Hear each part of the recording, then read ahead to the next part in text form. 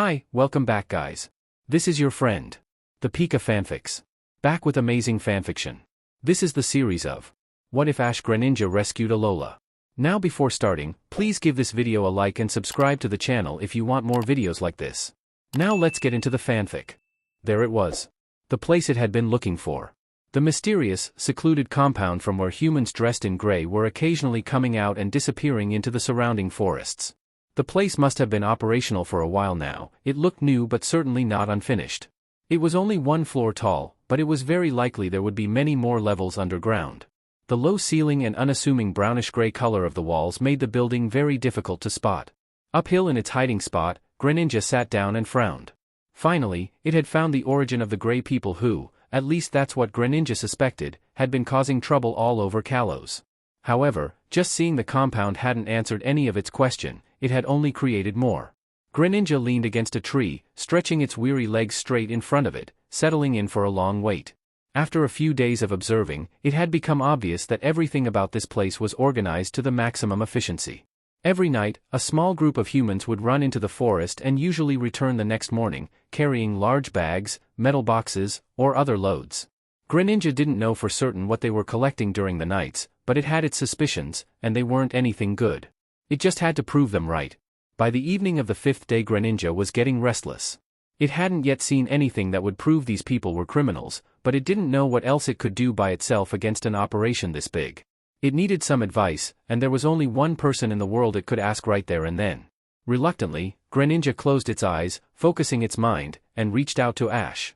It had been a long time since they had connected on purpose, and it took a while until it started to feel the familiar hum of Ash's mind. But then it wasn't a hum anymore, it was a crash. A flood. The thoughts and feelings that poured out of Ash were strange and confused, somewhat disconnected. Greninja felt overwhelmed and struggled to focus. It felt like it was drowning, the incoherence from Ash unbearable. Greninja fell to the ground, shaking and panting, and forced the connection to break. Minutes later, only after it had completely calmed down, it understood. Ash had been sleeping. With this distance, the bond connection had always been quite unstable and weak, and even that was when both of them were focusing on sustaining it. Usually, they could share a few thoughts and a visual of their surroundings, not much else. It was far from the absolute harmony it felt with Ash when they were battling together. No, that was something else. This, however, had been a complete disaster. Greninja wondered what time it was in Alola and if it had unintentionally woken Ash up in the middle of the night. At least it had to have disturbed his sleep. Focusing on the connection took huge amounts of energy, especially when it didn't work quite right. Greninja could feel the exhaustion in its bones. It was frustrated by its failure. It was clear it would be on its own for now. Defeated, Greninja watched the compound for a while longer, but there was nothing going on. Its eyes drooped, and it settled against the now very familiar tree. It wouldn't hurt to sleep for a few hours, right? Greninja woke up to a loud scream. It rushed up, leaning to watch over the surrounding rocks down to the compound. It was early morning, with the light just beginning to show over the low mountains, casting long shadows across the ground in an almost eerie way.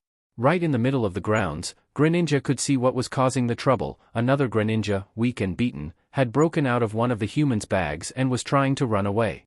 A group of people gathered around it, taking battle stances and calling out their Pokémon. The wild Greninja attacked the group with water shuriken, but it didn't have its full strength, and the attack was easily deflected. One of the humans called out a giant Pangoro, making it obvious the fight was going to be over before it even started. But Greninja wasn't just going to watch its own get beaten and taken prisoner. It leaped over the rocks, rushing down the mountainside at full speed. When it was near but not yet spotted by the humans, it called up Double Team, creating multiple copies of itself. That's when it got the attention, and the group turned to watch it approach. As it got even closer, it could see the fear on the humans' faces, and the relief on the Greninjas. The group scattered, and few of the humans even ran away screaming. Greninja dropped the Double Team. It threw the shuriken from its back with full power, hitting the Pangoro head-on. The fighting Pokémon fell back, and the captured Greninja had a chance to jump back and out of the way. Greninja slid in front of it, ready for a battle. That was when something flashed in the low morning light.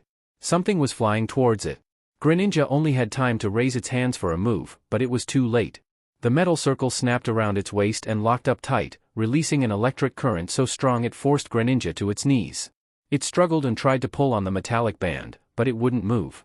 The Greninja behind it, the one it had tried to protect, had also been locked up with similar band. It lay on the ground, unconscious. A man approached. Furious, Greninja turned to face him. It was ready to get up and fight despite the electric band. It could, if it had to. Then the shadow fell off from the man's face and revealed someone Greninja had thought, hoped, more than anything, it would never see again. Well well, if it isn't the infamous Greninja, drawled Lysandra, a pleased grin stretching across his newly scarred face. But where is our dear boy Ash? Professor Kukui was already halfway done with preparing breakfast when he saw Ash finally crawling down from the loft. He called out a cheerful, good morning, but only heard grumbling as an answer. Kukui shrugged in mild amusement. Ash was usually quite hyper from the moment he woke up, but today was apparently a different story. Still smiling, Kukui brought the plates to the table. He took a good look at Ash and stopped. Ash looked completely, utterly exhausted. His hair was more of a mess than usual, his eyes reddish, and his posture slumped. He sat quietly on the couch, staring vacantly at the two Luvdisc who were idly swimming in their tank. At first, Kukui figured Ash must have been running outside through the night against his best advice, but quickly scrapped that theory. Pikachu seemed well rested, and Kukui couldn't imagine Ash going out without his best friend. Kukui set the plates on the table and sat down opposite Ash. "What's with you, Ash?" he questioned kindly. "Did you sleep at all? You aren't sick, are you?" Ash turned to face him and forced a tired smile. "Oh, don't worry, Professor, I'm not sick," he said and began eating his breakfast. After a few bites of food, his smile became more genuine. "Wow, so good." Kukui waited for a moment longer, hoping for an explanation, but it seemed Ash wasn't going to elaborate. He seemed fine now, but Kukui noticed that Pikachu, instead of munching down its breakfast, was watching Ash a little bit more intensely than usual. Kukui let Ash eat for a while, but when he started to slow down, Kukui prompted, "So, how come you seem so tired today? I hope you weren't staying up during the night?" Ash paused, frowned, and then set his spoon down and rubbed his eyes. "No, I just had a really weird dream," he eventually said. All the earlier enthusiasm was gone, and the vacant look was creeping back into his eyes. Pikachu jumped on his lap, whispering a quiet, "Pika." Ash stared at his partner, petting its sides gently. When he continued, his voice was so quiet Kukui barely heard him. "I think it was, I felt." Pikachu nodded as if it understood something. Ash took a deep breath and grinned. "I dunno, Professor. It was just a strange dream." He jumped up.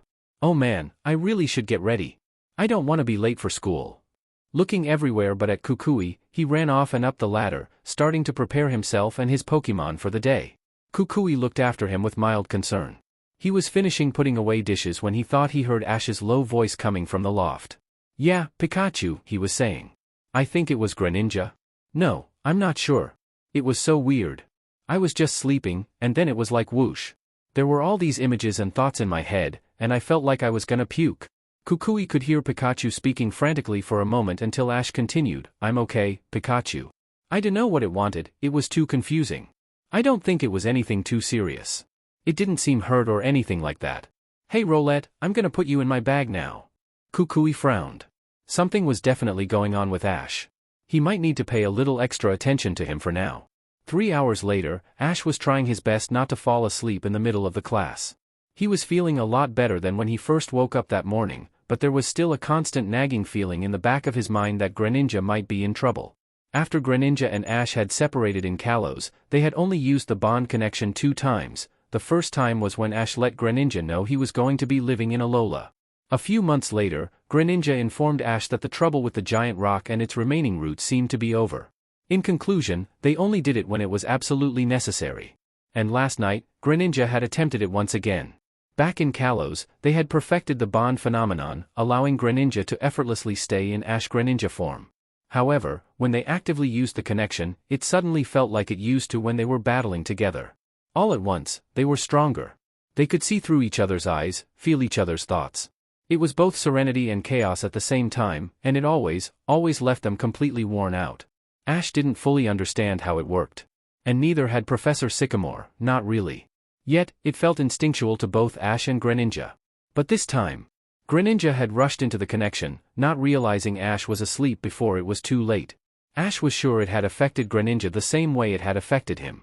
So as curious and impatient as he was to find out what was going on, he knew it would be better to wait until the next day to try again. "Ash? Are you feeling all right?" asked Professor Kukui. Ash jumped up on his seat. He hadn't realized he had been zoning out during a class. "Yeah, you looked kinda sleepy just then," teased Sophocles. Pretty identical to Roulette there. On Ash's desk, Roulette happily slept on. Ash grinned and rubbed his neck in embarrassment. Sorry. I guess I'm still pretty tired. I didn't sleep too good. Mallow turned sideways on her seat and leaned in with interest. Oh? What kept you up? Ah, did you have a bad dream? Joked Lana, making a mock sad face.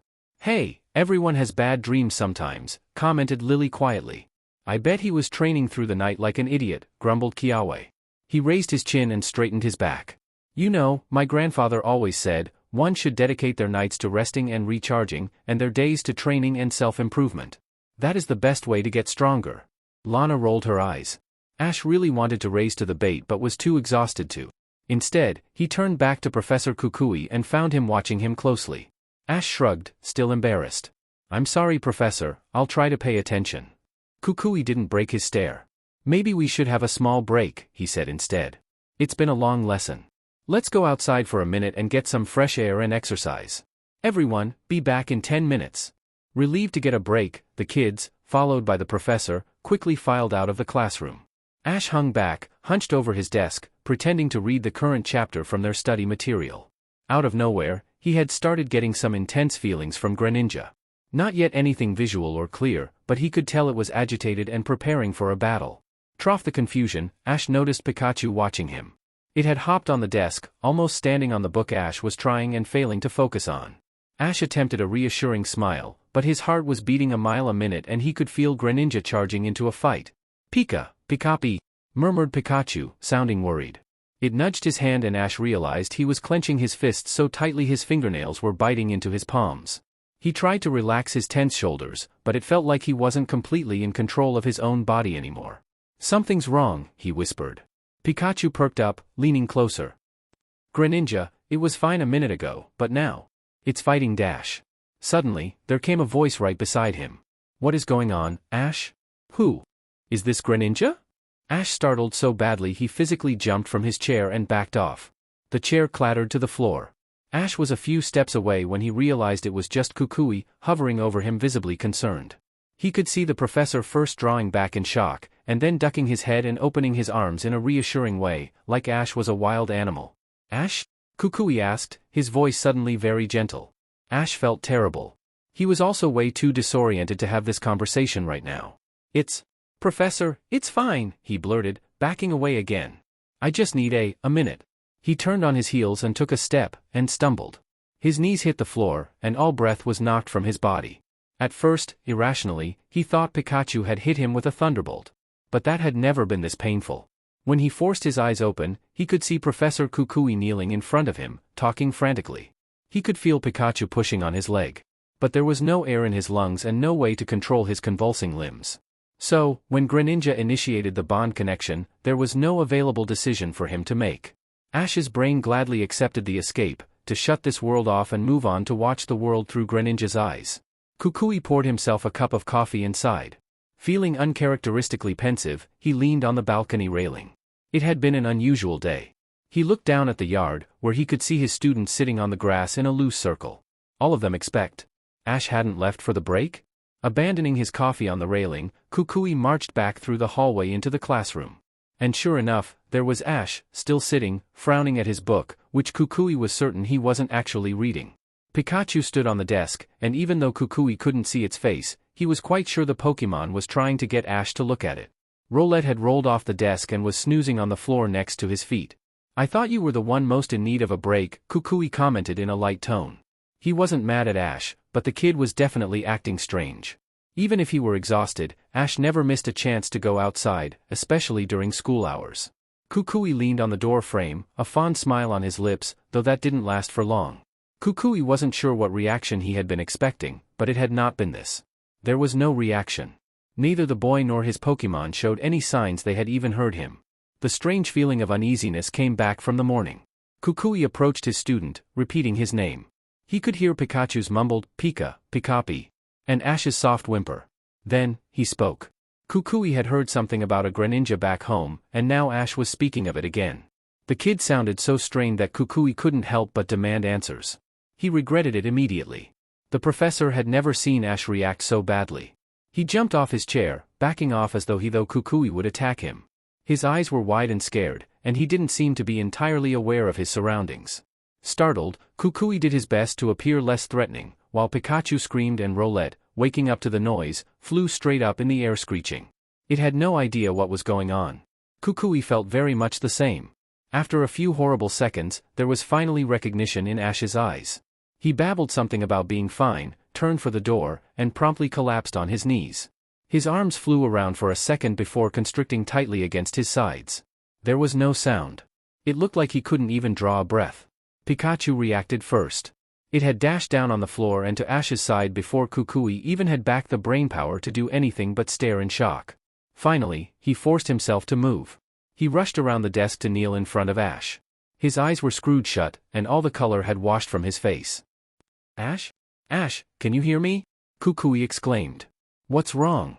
Are you hurt? Ash?" After a long minute, Ash's eyes opened a fraction. For a while, he just stared at Kukui, gasping for breath. Then he swayed, relaxing the tiniest bit. Kukui gently took hold of his shoulders, ready to support him. Ash, finally taking his first deep breath, fell limply into Kukui's arms. Kukui was running. Well, he was panicking, but he was also running with only one thing in his mind: get help. He had stayed with Ash for a while, but when there had been no change in his condition, Kukui had left him in a recovery position with Pikachu and Roulette and ran off to find someone. There usually was a nurse on the school grounds during the days, but he had no idea where she could be. So, he ran to the next person he could think of. He slammed the principal's door open without knocking. "Samson. I need help." "Kukui?" Samson Oak stood up from his chair, a stack of papers slipping from his limp fingers. "What is going on?" Kukui leaned on the door frame, panting. It's Ash. He's sick, or..." He collapsed. "When was this?" Oak questioned, already rounding the table. "Just now," Kukui said, taking deep breaths and trying to calm down. "Do you know where Nurse Jill is?" Oak nodded. "Probably at the cafeteria. I'll go get her." "Go back to Ash." Kukui agreed, feeling more focused now that he wasn't alone. He started back to the classroom. Rounding a corner, he almost crashed into someone. They barely managed to dodge each other and stopped in shock. It was Kiawe. "Professor," he shouted. "I was just looking for you, something's wrong with Ash." "Sheet, though Kukui, their break ended." "I know," he said. "Professor Oak is getting the nurse. Let's go back to the classroom." They hurried back, and found Ash still on the ground, surrounded by all his classmates and their Pokémon. Sophocles and Lily sat back and looked near tears. Lana was quiet but determined, and Mallow was actually leaning over Ash, checking his vitals. When they spotted Kukui and Kiawe arriving, Lily shot up. "He's not waking up," she wailed. "Professor." Rotom Dex appeared from somewhere behind her, screen showing a panicked expression. "Professor Kukui. I only left him for a few minutes. I have no data on what happened. I'm sorry." Kukui didn't want to worry them any further, so he tried to appear as calm as he could. It was hard, but he managed. I know, it's okay," he said kindly. "He's going to be fine. The nurse is coming any minute now." "What's wrong with him?" asked Lana. "We don't know yet," Kukui said. He shooed Togedemaru and Poplio a bit further away and kneeled on the other side of Ash. He looked at Mallow. "How's he doing?" Mallow worried her lip for a moment and shrugged. "He doesn't seem to have fever or anything. I don't think he's even unconscious. He moves around a bit, and I think he spoke something a minute ago. It's almost like he's sleeping and just not waking up from it." "Pika," said Pikachu quietly. It was cradling Ash's head, trying to gently wake him up in its own way. Kukui's heart hurt looking at it. "It's going to be fine," he thought, pushing down his fear. "It has to be." When Ash opened his eyes, he was no longer in Alola. He found himself in a dimly lit room with gray walls and sparse furniture. He tried to move but soon recalled the events of the past few hours. He realized he was currently somehow seeing through Greninja's eyes. Where even was Greninja? Why was it in a place like this? A lash of thought from Greninja quieted Ash's wondering. "You need to see this," it seemed to convey. Ash did his best to calm down and just ease into the flow of their bond. He heard a door open behind them, and someone walked in. "I apologize deeply for this treatment," an eerily familiar voice said. Greninja turned its head, and Ash's heart skipped a beat in terror. It was Lysandra. The man was dressed in a black and gray pinstripe suit, and his red hair was as wild as ever. But his face was different. There were serious scars on the right side of his face, stretching from his cheek down to his mouth, making his distinct face look crooked and scarier than ever. "Let me just make this clear. I don't want to hurt you, but I need to know a few things," Lysandra said. The less stubborn you act, the quicker we get this over with. Ash felt Greninja go tense, and its low growl filled the room. Wondering why it didn't attack, Ash soon realized the Pokémon was chained to a chair and felt his own anger flare up. I can clearly see you are in your bond-evolved form, so there is no point denying it. Is your trainer here in Callows? Lysandra studied Greninja carefully. I can't imagine he would let you get captured like this and not do anything about it. How far away can you be from each other and still stay connected? Ignoring him, Greninja turned its head and stared at the opposite wall. Lysandra walked around it. Ash could tell he was getting frustrated. You must know where he is, Lysandra demanded. He pulled out a rolled-up paper from a shelf behind him. He carefully straightened it, revealing a map of all the regions. Just point here in which region he is. Greninja stared at the map, carefully moving its eyes over all the regions to avoid revealing Ash's true location. It then shifted to look at Lysandra. I promise I'm not planning to hurt him, Lysandra said. I just need to talk to him, ask him about a few things. It's not going to be like last time. And I already apologized for that, didn't I? Ash could sense Greninja thinking. Planning. But he couldn't quite make out for what. You only need to point out his general location, and my team will do the rest, Lysandra urged. Agreed. A tense silence followed, after which, to Ash's horror, Greninja nodded. Lysandra's grin was terrifying. Excellent, he said. I will release one of your arms now. Do not even think about doing anything with it except pointing at this map. Greninja nodded again. Lysandra leaned over and pressed a chip of some sort on one of the cuffs. There was a low buzzing sound, and the cuff popped open. Greninja moved like a blur. With all its power, it slammed the heel of its palm to Lysandra's chest, sending him flying across the room. Ash's heart raced. He urged Greninja to use cut, and Greninja agreed. It created the knife-like move on its hand and slashed at the chain, keeping it in place. After a few tries, they were free. Greninja rushed up and faced Lysandra, who was just getting up from the floor, visibly shaken and furious. You DMN Pokemon, he hissed. How stupid can you be? We will find out where Ash is, with or without your help. It would have just been easier for everyone if you... He didn't get to finish as Greninja threw the shuriken from its back with such precision it slammed Lysandra back against the wall. He slid down to the floor, whimpering. Greninja turned and walked out of the room. Unfortunately, it didn't get far until two goons in gray outfits ran around the corner and blocked the way. Seeing the loose prisoner, they called out their Pokemon, a Houndoom and a Drapion. Nurse Jill stood up and gazed down at Ash for a moment. Everyone held their breaths. I'm sorry, she began, her voice tinged with uncertainty. I can't tell you what is wrong with him. His heart and lungs sound normal, he doesn't have a fever, and there's no visible head trauma. He isn't even properly unconscious. From what you told me about his actions just before, Professor Kukui, this could possibly be some type of epileptic seizure. But it's nothing I have ever seen before. For now, we can only make him comfortable and see if anything changes.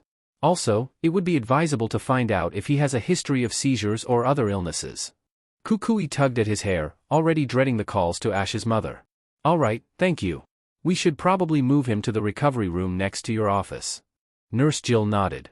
I'll go ahead and prepare the bed for him. After she left, Kukui turned to his class. He was met with a crowd of anxious kids and Pokemon. School is over for today, he said firmly. I know you are all worried and want to help, but Ash doesn't need us all hovering around him. But Professor Dash. We can't just leave him. I want to help. Togedemaru Toj. Kukui raised his hands and his voice. I will stay here and see that he is fine. You all need to go home. He turned to Rotom Dex before it could interject. You too, Rotom Dex. What? But Professor. I can help Nurse Jill with my extensive data. I have experience with first aid, argued Mallow. Kukui shot them a look that silenced the whole group, causing them to bow their heads. I'm not arguing about this. He crouched next to Pikachu, who was still curled next to his partner's head. It stared back, a warning in its eyes. You can stay, of course, he said, and Pikachu relaxed slightly. On the floor, Ash was shaking his head slightly, mumbling something Kukui couldn't make out. With a deep breath, Kukui rolled his shoulders. All right, I'm going to pick him up now. Let's get him to bed. With Ash's help, Greninja put up a good fight, but it was hurt and exhausted, and facing two opponents was challenging. The battle dragged on, until suddenly the goon stopped and grinned. Warily, Greninja turned around. Lysandra was standing behind it, holding something that looked like a remote controller. He looked furious. You do remember that little band around your waist, I assume, he sneered. Greninja glanced down and Ash could see a smooth metal ring encircling its body. That's right.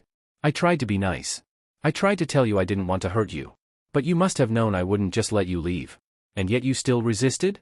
He pressed on the controller, just for a second, sending a painful shock coursing through Greninja and Ash. Grimacing, Greninja fell to one knee. Just obey him, Ash pleaded. Tell him where I am. I don't want him to hurt you. Greninja, however, disagreed vehemently. Its whole body shook, but it rose back up to both feet. Please, Greninja, Ash begged. Don't. Lysandra sighed. As you wish. He pushed hard on the controller, and Ash's world faded into white. Ash woke up with a start. He stared up at a wooden ceiling. He was disoriented and had no idea where he was. His body felt like it had been run over by a herd of toros, actually, worse than that. What had happened? Greninja. Ash gasped and scrambled to sit up on the bed. Suddenly, he felt lightheaded, and there was a gripping tightness in his chest. He tried to push himself up completely, but his arms weren't cooperating. Pika. Through his panic, Ash recognized his best friend's voice. He stopped moving and looked down. Pikachu had jumped on his lap and was pawing worriedly at his stomach. Pika, Pikachu. Ash opened his arms and hugged it tightly. Pikachu. Oh man. From the corner of his eye, he could see the door of the room open, and someone rushing in. Ash raised his head and was met with the wide eyes of Professor Kukui. Ash. You have woken up. Kukui exclaimed, dropping down beside the bed. How are you feeling? Please, lie back down. Ash stared at him, confused. Carefully, he scooted back and leaned against the back wall, lowering Pikachu back onto his lap. He was still feeling extremely anxious about Greninja and Lysandra, but the present situation forced him to push it back. I'm fine, he slowly said. What even happened? Kukui frowned. That's what we are trying to figure out. Do you have any chronic illnesses? Have you ever experienced seizures before? Seizures? Ash swallowed. He could still feel the phantom pain from Lysandra's device, but that had been done to Greninja, right? I don't think so. Pika. Was I unconscious?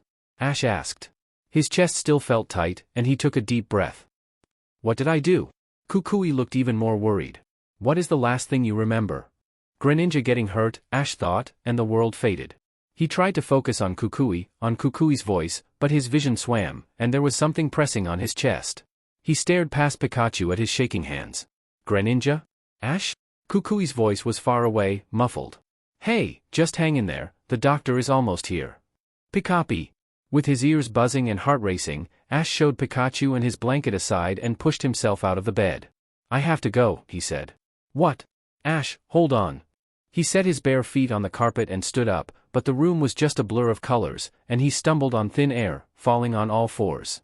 He started crawling towards the door. I'm sorry, but I gotta help Greninja. Someone was grabbing him around the waist and hefting him up. He lashed out, but there was no strength in it. Nurse Jill. Kukui's voice shouted. Somehow, Ash was back on the bed. Kukui was leaning over him, holding his shoulders firmly. He was talking. Hey, just take a deep breath. Ash. You are okay.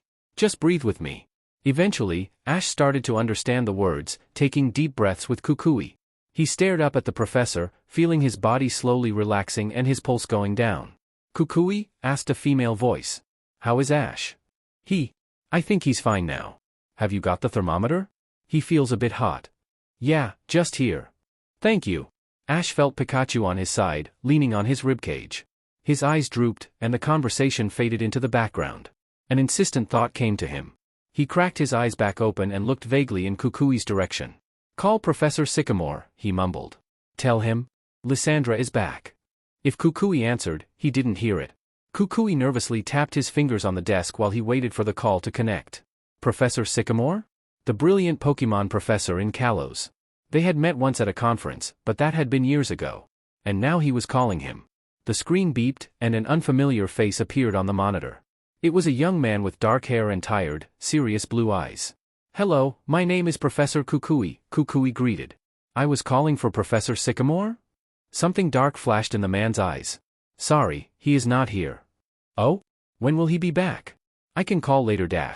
Don't bother, he won't be back for a while. The man looked to the side, clearly distressed. I need to go. Taken aback, Kukui sat up straighter. Hold on. This cannot wait. Are you his assistant? Do you know someone called Lysandra? The young man paused and turned to look at him in clear shock. What do you mean? It wasn't an answer, but Kukui could tell he knew something. He decided to press on. Do you know Ash? Ash Ketchum? Something changed in the man's appearance. He leaned in, eyes going wide. Ash? Is he okay? Wait, who did you say you were, again? Well, that was an interesting reaction. Kukui smiled thinly. I'm Professor Kukui, from the Alola region. And you are? The man still looked wary, but less so about Kukui himself. I'm Alan. I'm taking care of Professor Sycamore's lab for now. Where is he, then? Kukui asked. What about Ash? Alan countered. Is he there? With you? Kukui frowned. I really need to talk to the professor. There was frustration in Alan's eyes, in the tilt of his mouth. I already told you, he is not available. His lab got broken into and he was attacked. Badly. Professor Sycamore is in the hospital. Now it was Kukui's turn to stare at the other in shock. What? When did this happen? Alan lowered his eyes. A few weeks ago. He looked back up, anxious. Is this about Ash? Please tell me he is okay. Why did you ask about Lysandra? Yes, Ash is here in Alola. He is okay now, but I'm not completely sure what happened. I think he had a dream or something similar. He fell unconscious for a while and woke up distressed. He mentioned someone called Lysandra. And a Pokemon called Greninja. Do you know something about this? Alan seemed visibly relieved after hearing this. Yes, Greninja is Ash's Pokemon he had here in Callows. And Lysandra was? You must have heard of the Callows crisis? Lysandra was the head of that operation. He wanted to destroy the world as it is now. Kukui nodded thoughtfully. He had heard of the crisis, but as it had happened so far away, he hadn't really paid attention to the details. All right, he said. To give you some context, Ash is my student here on Melee Island. He is staying with me. He was acting strangely this morning and mentioned Greninja multiple times. Then, during class, he got worse and had some sort of a fit. He was unresponsive for so long we had to call for a doctor. Alan gazed at him silently. And when he woke up? When he woke up, he started panicking. He tried to leave and said he had to help Greninja. Then, he said that Lysandra is back. Kukui had never seen anyone look as horrified as Alan did at that moment. How did it go? Exhausted beyond his limit, Kukui lowered himself onto Professor Oak's sofa and leaned back with a deep sigh. It's worse than I could have imagined, he said. A few weeks ago, Professor Sycamore's lab was broken into, and he got attacked. He is in the hospital. I talked to his friend, Alan. Apparently, Ash has quite the history in Callows, especially with what happened during the crisis. Oak raised his eyebrows. The crisis? From last year? Yes. He and his Pokemon, Greninja, can do this strange variation of the Mega Evolution. Professor Sycamore named it Bond Phenomenon. Oak gave him a look. Kukui shook his head. I know, I hadn't heard of that either. Apparently, almost no one has. Ash came up with it by himself and basically only Alan, Sycamore and few of his traveling companions know about it. Anyway, he used the Bond evolution in the Callows League and attracted the attention of Lysandra, who was the head of this group called Team Flare. Oak got a look of understanding in his eyes. Team Flare was behind the crisis. Kukui nodded. As far as Alan knows, Lysandra died in the final battle and most of his team was arrested. But now it seems like he might actually be alive and planning something new. But how would Ash suddenly know about that? The principal asked. And that is the question, Kukui said. Alan only knows the basics of what Ash can do with Greninja. But he didn't completely dismiss the idea that maybe somehow, through their bond, Greninja told this to Ash. Oak looked as skeptical as Kukui felt, but he didn't argue. I guess we will have to ask him ourselves when he wakes up again. I guess, agreed Kukui wearily. Oh, also, you should know what the burglars stole from Professor Sycamore. Professor Oak's eyes darkened. Let me guess. His research about the Bond phenomenon. Kukui's look of barely contained dread was answer enough. When Ash woke up the next time, he felt slightly less like he was going to burst from anxiety. Slowly, he opened his eyes and looked around. He still didn't recognize the room, but from what he could see through the window, he assumed he might still be somewhere in the Pokemon school. It had gotten dark outside, and he idly wondered how long he had slept. There was a warm weight on his chest, and he raised his hand, petting Pikachu's fur gently. It didn't wake up and Ash wasn't about to disturb it, so he let his head fall back on the pillow and just relaxed. He was trying his best not to think about Greninja and Lysandra. It was hard, though.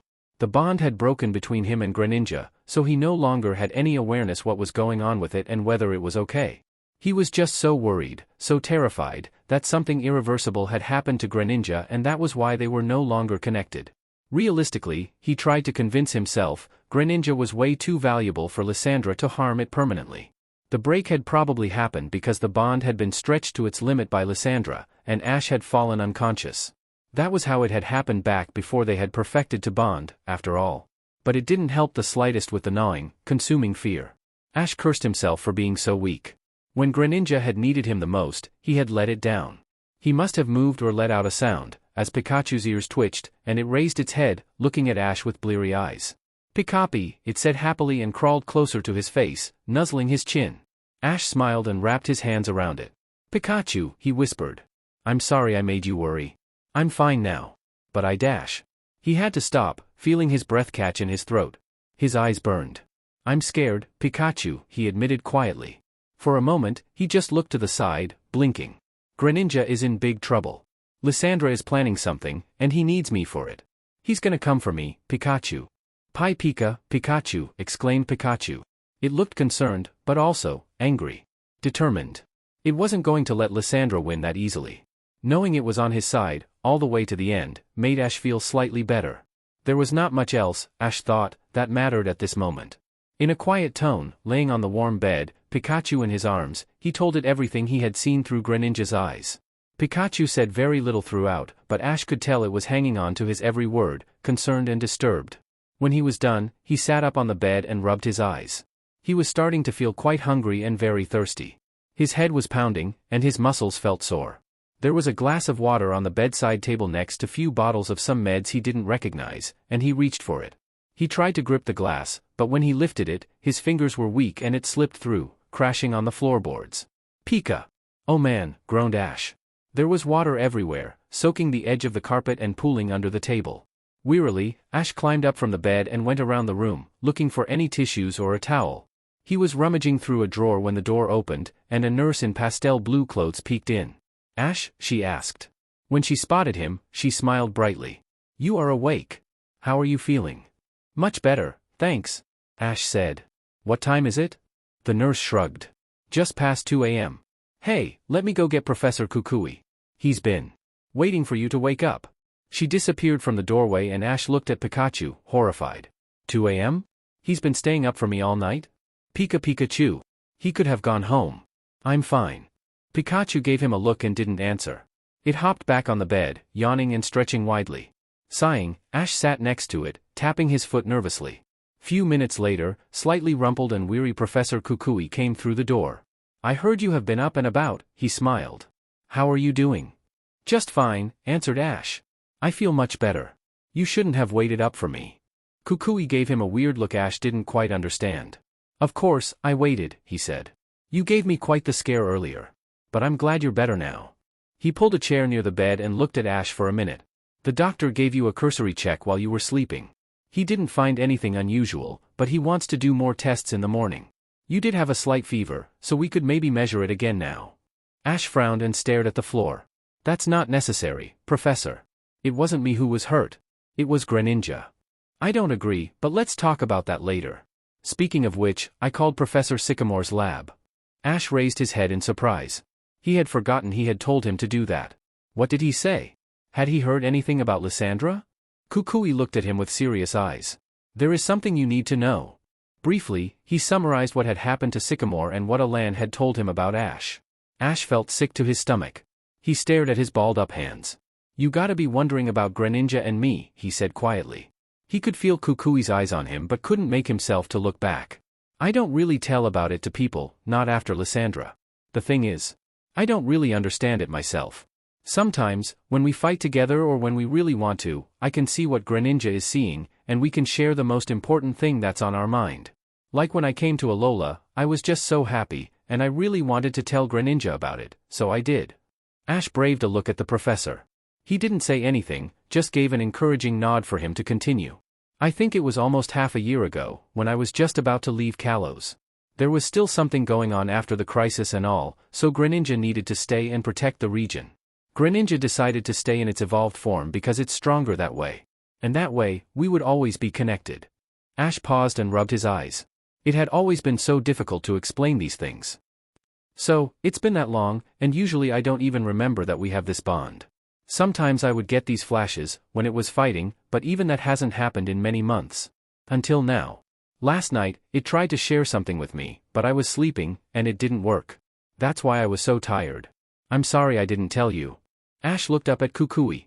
It's okay, Ash, was all the professor said. He had this strange, sad look in his eyes. Ash leaned on his hands and stared up at the ceiling. Greninja had been watching this place in Callows. It probably knew something weird was going on in there. But it got in a fight and got caught. Lysandra caught it. Ash felt the familiar anxiety pressing on his chest and screwed his eyes shut for a moment. Lysandra heard it with this device. It was like Pikachu's Thunderbolt, but much worse. Then Greninja somehow pulled me in, and it was like I was out of my own body. It has never been like that before. But I think Greninja just really needed to show me what was happening to it. There was dawning realization in Kukui's eyes. That was when you fell unconscious during class. I guess. So, later, when you were having convulsions? Lysandra was hurting Greninja again? Ash looked at him in confusion. When I was having? Kukui nodded. I had just gotten you into this room and went to get a glass of water. When I came back, you were shaking.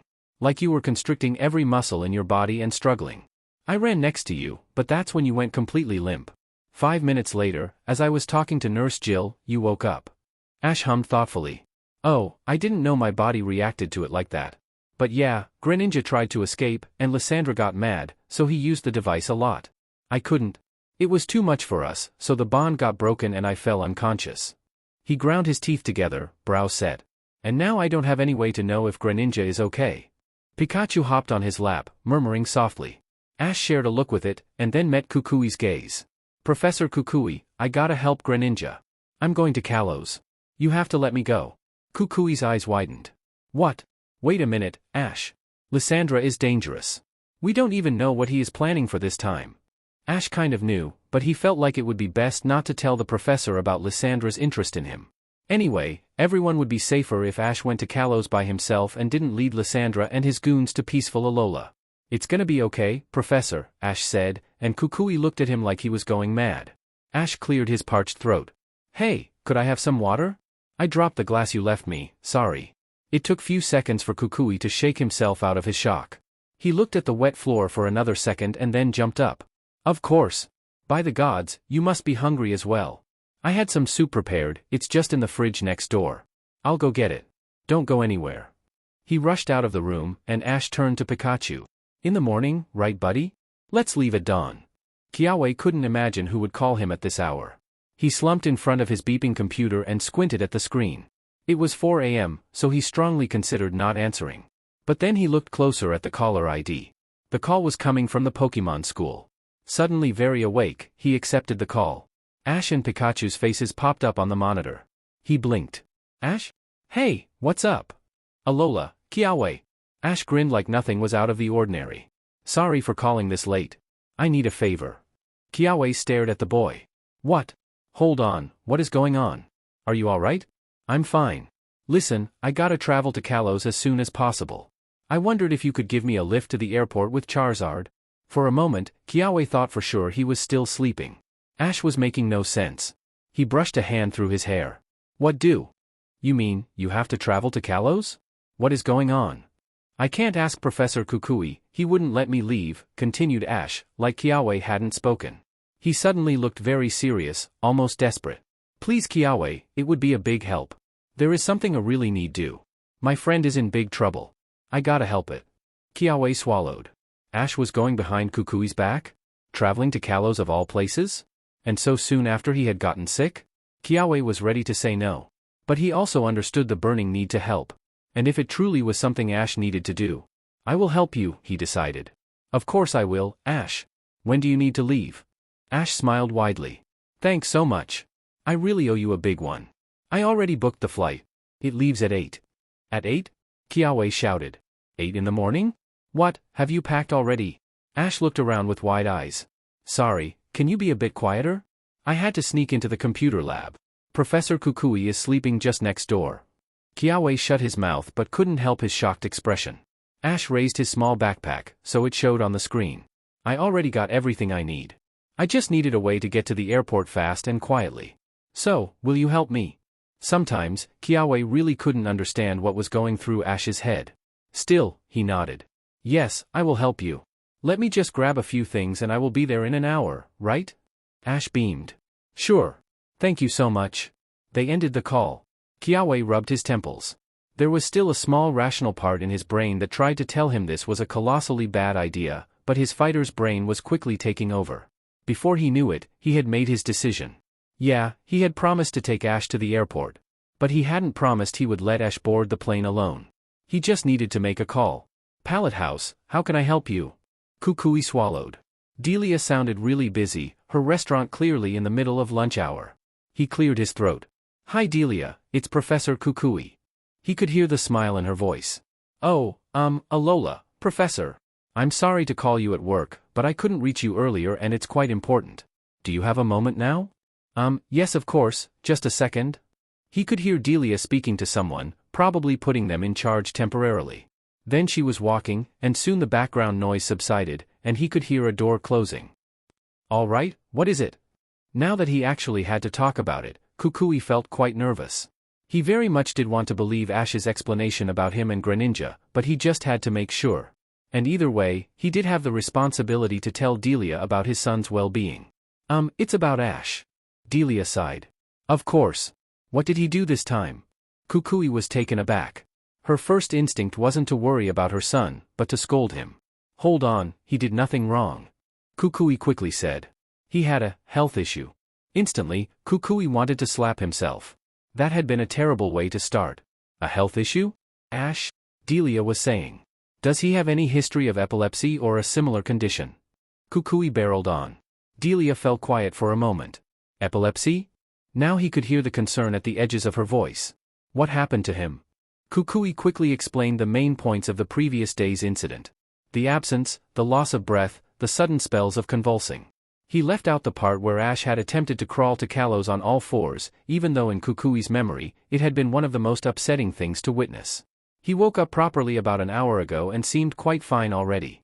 He ate a whole bowl of soup and went back to sleep. I still want to take him to the clinic for a proper checkup after he wakes up.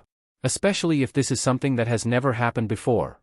Delia was silent throughout the explanation, and long after. Finally, she spoke.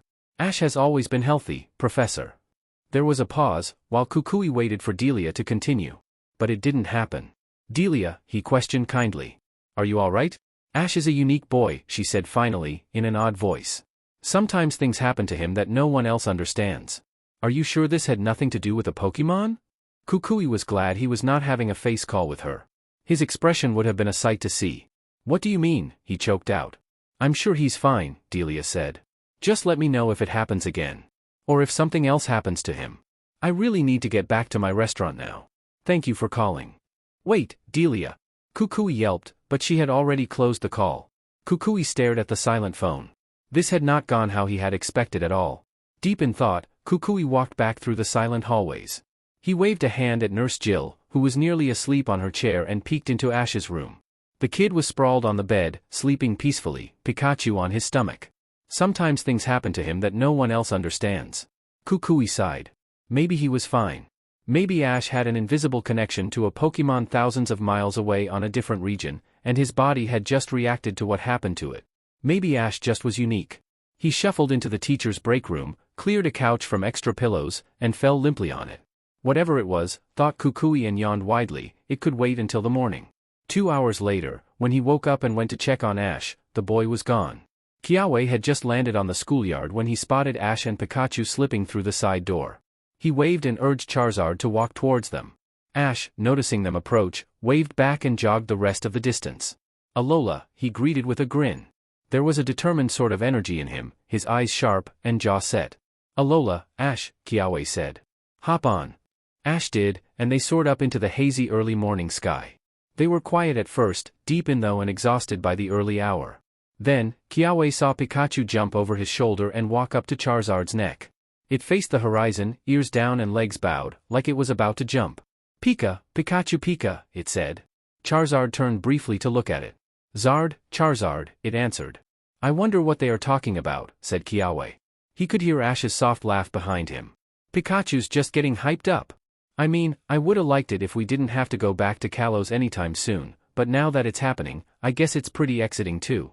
We had a great time in Callows, even though the crisis kinda messed everything up. The crisis? Kiawe couldn't help but ask. You were there? Yeah, Ash said in serious tone. Anyway, it's a long story.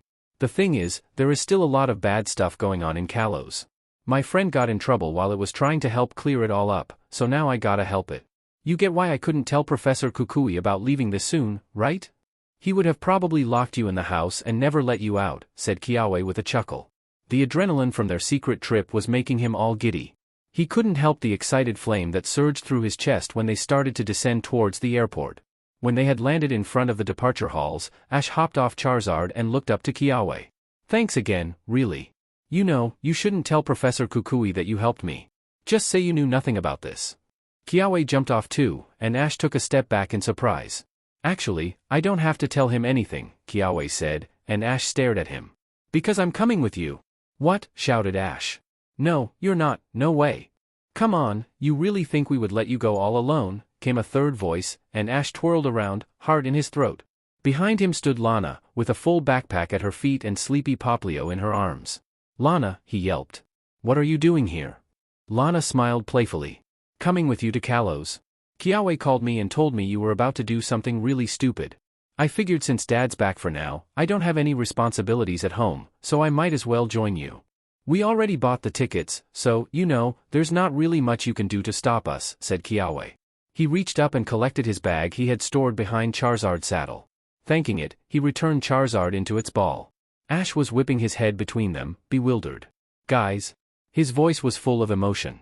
He turned to Pikachu, who was sitting on his shoulder. What do you think, buddy? Let's go save Greninja with Kiawe and Lana, huh? Pika Pikachu. Ash and Pikachu turned back to their friends with identical grins on their faces. Ash pumped his fist. All right, let's do this then. Thank you so much, guys. No problem, said Kiawe solemnly. Yeah, no problem at all, agreed Lana. That's what friends are for, right?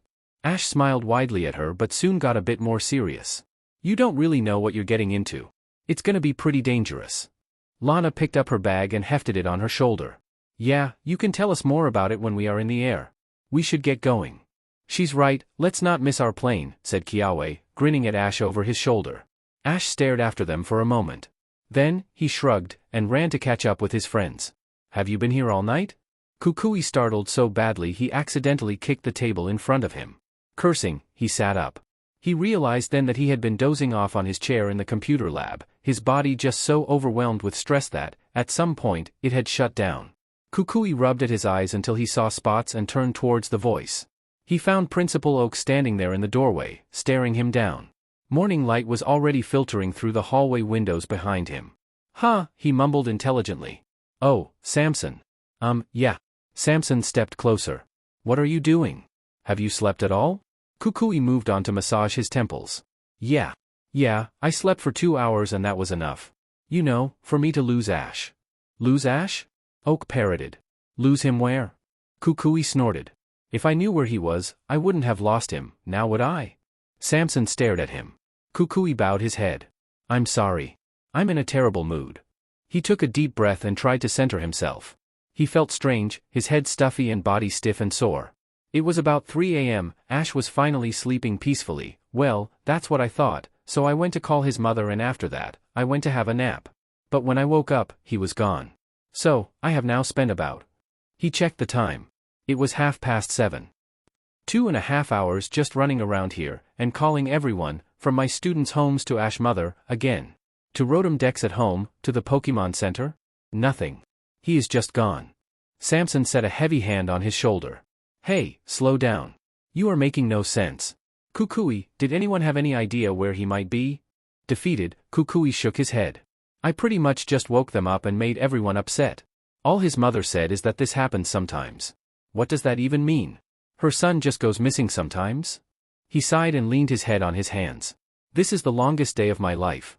I'm just so exhausted. And I fear Ash has gone and done something very reckless. And that was when Mallow, sweaty and out of breath like she had been running for her dear life, leaned through the doorway. Professors, she panted. I just got a text from Lana. She's at the airport with Kiawe and Ash. The plane leaves in 15 minutes. They are on their way to Callows. Lysandra was fuming. The kid's Greninja had fallen into some sort of meditative state and was no longer responding to threats or pain. It had de-evolved back into its normal state after Lysandra had started using the shock collar. He did have to admit, though only quietly and to himself alone, that he had probably gone a bit overboard with it. But he had just been so angry. But whatever the reason had been, it was now just a normal Greninja and unresponsive of a one. It had given away nothing, so Lysandra was still in square one with locating Ash Ketchum. The thing from his wildest dreams had walked straight into his lap but had given him nothing but a pounding headache. Still, the fact that it had de-evolved meant that Ash must now be aware that something had happened to it, right? Wasn't one of the things about the bond phenomenon that the trainer feels the same pain their Pokémon does? If that was true, then Ash must have been alerted to the trouble. But did it happen if they were in different regions, possibly hundreds or thousands of miles away from each other? Lysandra had read through Professor Sycamore's notes at least half a dozen times by now. They weren't that extensive and mostly focused on Ash and his Greninja while in combat. And even then, most of it was clear nonsense. Maximum trust? Pokémon and trainers' hearts being one? Right. There were the other notes too. The notes of Alva, the previous Mega Evolution Counselor of the Azoth Kingdom. His years of hard work and study had produced the Mega Wave Jewel, which he had used to force Mega Evolution on his Pokémon. About half a year ago, he had been arrested when his mission to gain control of the Azoth Kingdom had failed, but luckily Lysandra's henchmen had found his research before the police had. The jewel was now destroyed, but there was one thing Alva's research notes had made Lysandra sure of. If Mega Evolution could be forced, so could Bond Evolution. And Lysandra was going to find out just how it was done. Lana woke up as the plane had finally begun its descent. She rubbed her eyes and looked around. Next to her, Ash was still fast asleep with Pikachu curled up tightly on his lap. On the aisle seat, Kiawe was studying the map of Callows. "Hey," she said in a low voice. Kiawe raised his head and smiled slightly at her. "You ready for this?" "I think so," answered Kiawe. He frowned. "Though what Ash told us about Lysandra and Team Flare. That sounded way more intense than what I saw on the foreign news." Lana agreed, though she was pretty sure Ash had told them barely anything. At some points, it had been clear he'd been skipping over some major events. Either way, she knew she was in for something big and probably very dangerous. But she refused to regret her decision to help her friend. "I just cannot wait to see Ash Greninja," she said, excitement bubbling inside. "That sounded so cool." "I know, right," agreed Kiawe. "I will never understand how Ash could leave a Pokémon like that behind." Pikachu's ears twitched, and it raised its head. It looked up at Lana and cooed softly. "Hey, Pikachu," she said. "We are almost there." "Pika," it chirped. Then it crawled up Ash's arm, all the way up onto his head. Ash's whole upper body bent down by its weight until his head touched the seat in front of him. That was when he woke up. "Ha!" he croaked sleepily and sat up. He ran a hand through his hair and accidentally hit Pikachu, who yelped and hopped back onto his shoulder. "We there yet?" Kiawe watched the two with fond amusement. "Yeah, almost," he said. Poplio jumped up on Lana's lap and leaned in to watch through the window. "Poplio," it said with excitement. They had descended under the thick clouds and could finally see Callows stretching under them. Lana peeked through the window as well, and saw what could only be Lumio City, the biggest city in the Callows region. After Alola and their sweet and quiet Melee Island, it seemed huge and imposing in front of her. "You sure about this?" she asked when they all stood in front of a phone booth in the airport lobby. "Do you even know what you're gonna say?" Ash nodded. "Let's just do this." It took only 2 seconds for Professor Kukui to answer. "Hello? Alola, Professor, guys," they all greeted, as they saw the whole rest of the class crowding behind Kukui. There was a moment of chaos when everyone was talking at the same time until Kukui raised his hands and silenced the others. He looked exhausted, but he smiled nonetheless when he saw they were all doing well. "Thank you for calling. Ash, when you come back, you are grounded for a month." "Ash! How could you leave me behind?" wailed Rotom Dex from the back of the crowd. Ash had the decency to look embarrassed. "I'm sorry for sneaking off, Professor, Rotom. But I really gotta do this." "I know," Kukui sighed. "And you are free to travel as you please, you are a registered trainer. Doesn't change the fact you almost gave me a heart attack when you suddenly disappeared. Also, are you sure you're completely okay now?" Ash nodded. "Yeah, I feel fine." Kukui looked at Kiawe and Lana. "To you too, I can only say I'm really worried, and I wish you wouldn't have left. Rest of it you are going to have to hear from your parents." Lana and Kiawe shared a look. "Yup, we know," Lana said. "We already called them from the plane. They were loud phone calls, but we did eventually get them to understand why we are doing this," added Kiawe. "And I'm not backing down. Even if it might be dangerous, I just couldn't let Ash do it all alone." "That's what I thought, too," Lana said. Ash turned to look at them with a wide smile. "Thanks, guys. I would have loved to come, but I just have too many responsibilities at the restaurant, Mallow piped up from behind Kukui. My mom and dad would never have let me leave, sighed Sophocles. I would have been no help in a situation like that, mumbled Lily, wringing her hands. I would have just been on the way. That's not true, Lily, exclaimed Ash. Kiawe smiled at their friends. We understand why you all couldn't come. You don't have to worry. We'll be okay. Oh, to help with that, I made some calls myself. Got you some extra help, said Professor Kukui cryptically. They should be there at the airport by now. Probably waiting just outside the front doors. Ash leaned in, eyes wide. What? Who's there? Kukui smiled. I think you'll have to find that out yourselves. But before you go. One by one, he gave all three a very serious, long look. Please, stay safe. Call me every day if you can. I want to know everything that happens. If anything goes wrong, and you need help, just tell me and I will be on my way as soon as I can. He paused and made sure they all understood. Then, he looked at Ash. And Ash, call your mother. Ash groaned but agreed to do that. They all solemnly promised to stay safe. After they had shared their see you soons with the rest of the class as well, they ended the call. It was an odd feeling. They were in Callows, and they were going to face down a notorious criminal and save a friend. It was like something from a movie, thought Lana. But it was real. Thinking about it, the reality of it, she could feel the anxiety bubbling in her chest. Let's go then, right guys? Exclaimed Ash, and pointed towards the front doorway of the airport hall. He seemed excited above all, no traces of nervousness to be seen. Pikachu jumped from his shoulder, hopping ahead full of bouncing energy. Yeah, all right, agreed Kiawe, slightly less sure. Let's go. Come on, Poplio, said Lana to the Pokemon at her feet, and together, they left the safety of the airport, stepping into the chilly and cloudy Callows morning. Instantly, they heard someone shouting. Hey, Ash! Over here! They turned around, and Lana saw three people running towards them. The two girls reached them first. Ash, they squealed and rushed to hug him. Ash seemed confused at first, but hugged them back. When they broke apart, he was smiling from ear to ear. Serena, Bonnie. Hey guys! The older boy finally reached them and put a hand on Ash's shoulder for support while trying to catch his breath. It's so nice to see you again. You too, Clement, Ash grinned. Wait, did Professor Kukui call you? He called Alan, who contacted us, explained the older girl, who Lana assumed was Serena. He probably wanted Alan to contact the local officer Jenny too, but Alan thought it would be easier and faster if we tried first by ourselves without getting the authorities involved. Yeah, and call them on the scene later when Greninja's safely out, said Clement. That's good, Ash agreed. Oh man, I'm so happy to see you. How are you guys? Lana exchanged a look with Kiawe. They were standing back, watching the meetup of old friends.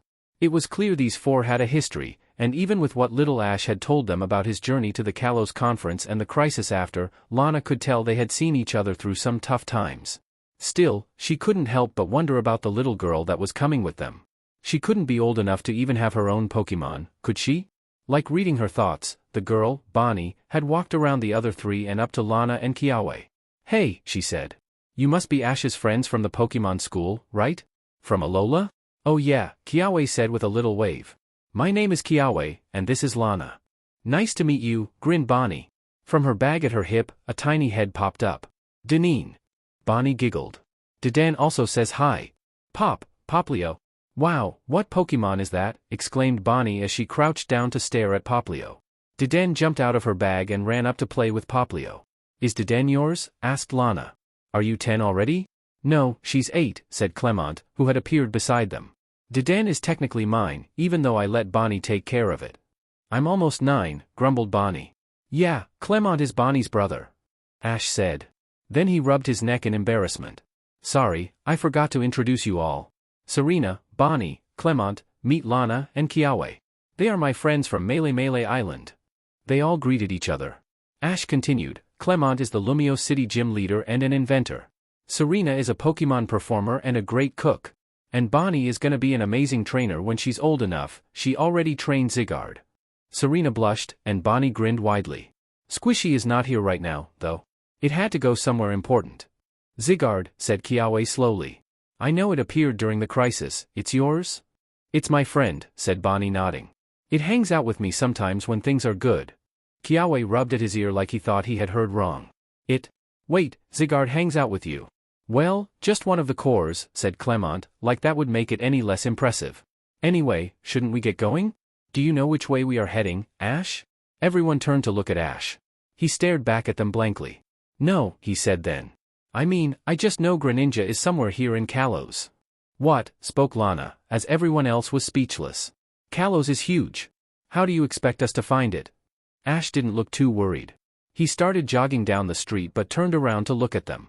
I thought we would just walk around a bit. I'm sure we will eventually find it. Lana and Kiawe stared after him. Serena sighed, and Bonnie leaned down to pick Deden back up into her bag. Just go with it, Clement said to them in low voice. Ash has this way of finding trouble. I'm sure before we know it, we've... Hey, I know those guys, they heard Ash shout. Somehow, he and Pikachu had already gotten quite far away. Before they had any time to react, the two had sprinted across the road and were quickly disappearing into the crowd. There he goes, stated Bonnie. Ash, wait, yelped Serena and dashed after him. Oh no, said Lana, and then the rest of them were running too. Those had been the grunts with a Drapion and a Houndoom. Ash was sure of it.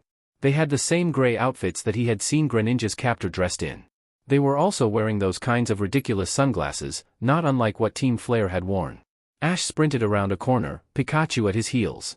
He couldn't let them get away. Around another corner, and he came to a full stop. The goons were just there, in the quiet backyard of an old building, loading some supplies into their van. Stop right there, demanded Ash. When they spotted Ash, they paused and stared. That's the kid, the other said.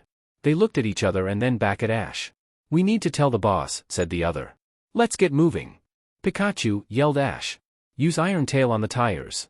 As Pikachu was charging forward, one of the goons threw his Pokeball.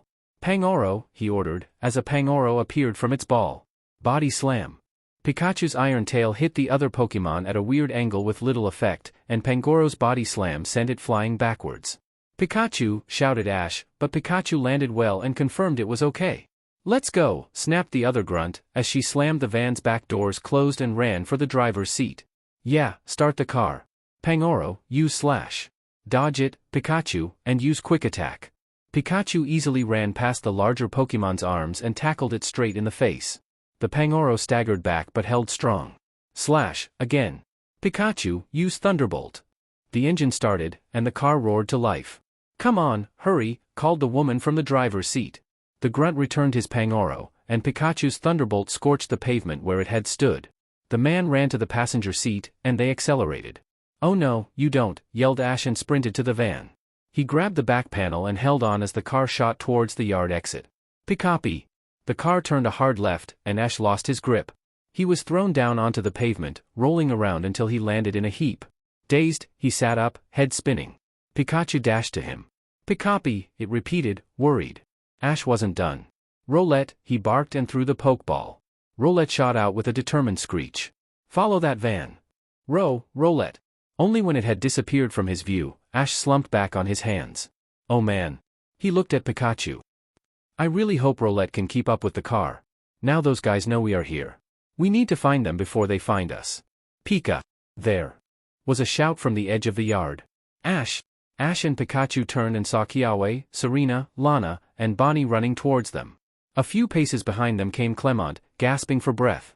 Ash realized he was still sitting on the ground, clothes rumpled, and elbows scratched, as Serena kneeled next to him with a worried frown.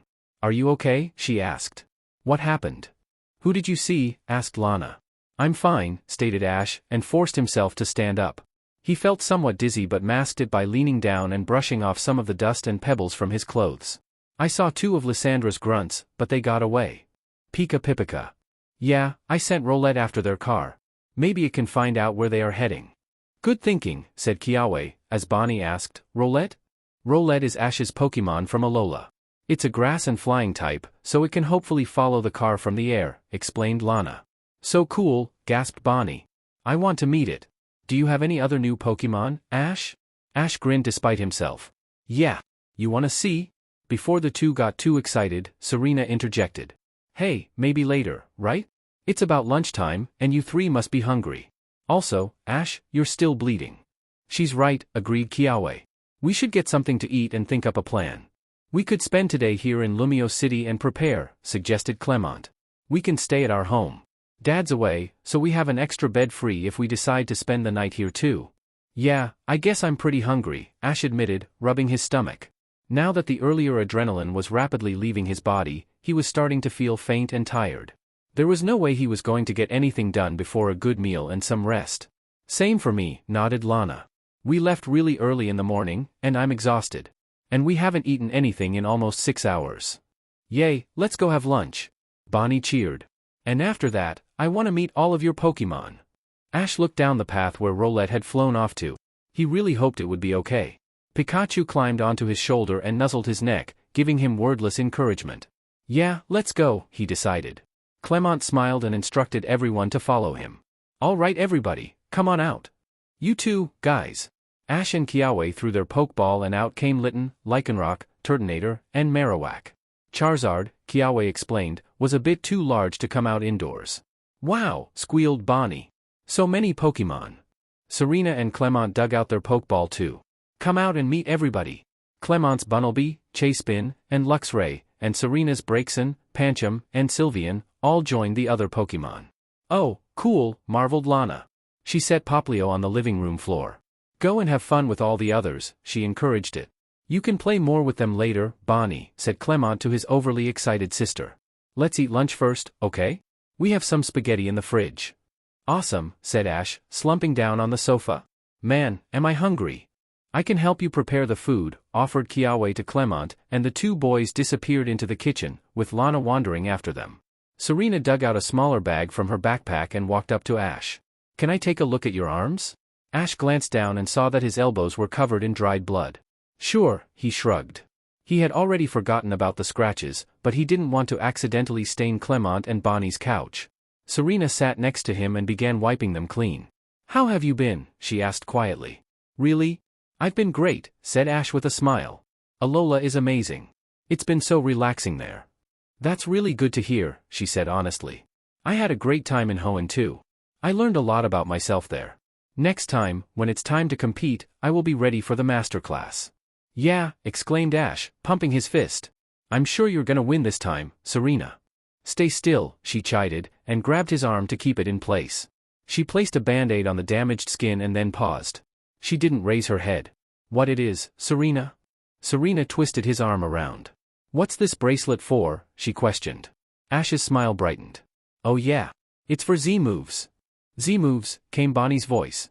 She had sneaked up to them and was now leaning over, staring at the Z-ring. You won't believe it, grinned Ash. They are so cool. Clement leaned his head out from the kitchen. Hey, guys, come to eat already. They got to know each other a bit more during the meal. Ash, Kiawe, and Lana explained the Z-moves to the others, and Serena told them about Pokémon performances. Clement told them about what it was like to be a gym leader and how he had a self-made robot taking care of the place even at that moment. Bonnie had endless questions about Alolan Pokémon. With their stomachs finally full, they resettled on the living room couches and Bonnie plunked down on the floor to play with their Pokémon.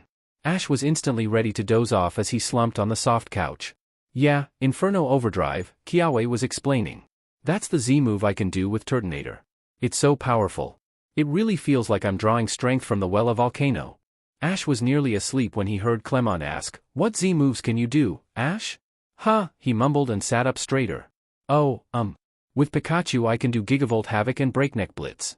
Litten, Lycanroc, and Rowlet know that 1-2 and Rowlet can also do Bloom Doom. Oh, and Lycanroc knows Continental Crush. Yeah, Ash already has 4 Z crystals, explained Lana, as the others did a double take. I have the Waterium Z, so me and Poplio can perform the move Hydro Vortex. I see, said Clement as he tugged at his hair in amazement. Z moves sound really cool. I hope you can show them to us someday. I'm sure we will, Kiawe promised. Hey, can any of you Mega Evolve you Pokemon? That's one of the things I really want to witness while here in Callows. That was the last thing Ash heard before he fell asleep. He had no idea how long it had been when Serena gently shook him awake. Hey, you can go sleep in Clement's room, she said with a gentle smile. We're just gonna clean up here and then I think Lana and Kiawe are off to have a nap too. Ash was way too tired to argue, so he just nodded and climbed the stairs up to Clement's room. Pikachu, equally exhausted, followed him. Ash barely had the sense to drop his backpack on the floor before falling face first onto the covers. He was deep asleep just seconds later. Lysandra entered the testing lab and looked around. He spotted his leading scientist, Mabel, leaning over her laptop with a frustrated scowl. He walked up to her and studied her research notes over her shoulder. Any progress? He asked. Mabel angrily pushed the laptop away and leaned her hands on the table. Nothing, she answered shortly. None of our test subjects have shown any response markers of bond evolution. We tried everything. That new intern, Heath, he even actually bonded with that one Greninja he caught few weeks ago. He's been training with it every day and being all best buddies with it, but it won't evolve further. The energy pulse we developed and built for months? It just does nothing. Lysandra ground his teeth together. He was starting to get really impatient with his team. And the new Mega Wave Jewel? Mabel clenched her hand into fists. There are still problems with the power output. Alva's notes are incomplete. We think some of the pages got left behind during the raid. Then figure it out yourselves, roared Lysandra. Are you scientists or not? This was supposed to be done weeks ago. It took a lot of effort from Mabel to not flinch. She nodded instead, pulling the laptop back to her and clicking open the Mega Wave Jewel data. I'm on it, sir, she quickly said. Lysandra turned away from her and paced through the lab. All the other scientists hunched over their work, avoiding eye contact. Lysandra stepped into the hallway and slammed the lab door closed behind him. He only had time to stand there and fume for a second before one of his subordinates came sprinting down the corridor. The man stopped in front of him, breathing hard. Lysandra stared him down until he recovered enough to stand up straight again. Sir, he began, frantic. As you know, I was in Lumio City with Celosia this morning. We saw the kid, you know, Ash? He was just there. He even attacked us with his Pikachu. Lysandra blinked, slowly drawing up to his full height. You saw him where, exactly? What was he doing? Who was he with? The man shrugged. Near the warehouse where we get supplies, you know? I think he followed us. He appeared out of nowhere. And he was alone, you know, except for that Pikachu he always has with him. Lysandra hummed. His mind was already leaving the conversation to think up a new plan. He turned away and began walking towards his office. Good job, he said over his shoulder. He grinned. It was time to start the preparations. This time, it was not Pikachu who woke Ash up. He stared up at the unfamiliar ceiling, wondering why his heart was beating faster than usual. A nightmare? He didn't think so. Something had woken him up just then. Ash sat up and looked around the room. It was brightly lit with daylight, and he was quickly reminded by the furnishing and the pieces of machinery all over the place that he was in Clement's room. Next to him, Pikachu woke up and looked around equally confused until it, too, remembered. I think I heard something, Ash said in a low voice. He stood up, picking up his backpack and rolling his stiff shoulders. Pika, questioned Pikachu, but it got up too and jumped on his shoulder. Ash shared a look with it. Let's go check outside, he said. He quietly descended the stairs and headed for the front door, stepping outside. The weather had warmed considerably from the morning, and Ash instantly felt better with the sunlight on his face. Where are you going? Came a voice behind him. Are you trying to sneak off? Ash turned around and saw Bonnie standing there at the doorway, hands on her hips. Ash frowned. No, I'm not sneaking off. He glanced around. I just woke up and thought I heard something from outside. You want to help me look? Bonnie's expression brightened. Yeah, she ran up to him and twirled around, checking the surroundings. Wait, what are we looking for? I'm not sure. They walked down the street until they came to the plaza next to the Prism Tower. Ash leaned back to look up to the tower, but out of nowhere, the sight made his stomach drop and he had to quickly turn his head away. He felt faintly ill. Pikapi? I'm fine, Ash mumbled, leaning his hands on his knees and breathing deeply. After a minute, he straightened his back and found Bonnie looking at him with concern. You okay? She asked. She glanced at the Prism Tower and then back at Ash. Ash nodded. Yeah, He braved a look back at the tower. There, at the bottom of it, he saw a tourist stall selling books like The Callows Crisis, What Really Happened. With a shudder, Ash turned back to Bonnie. I guess I kinda forgot all of it took place right here.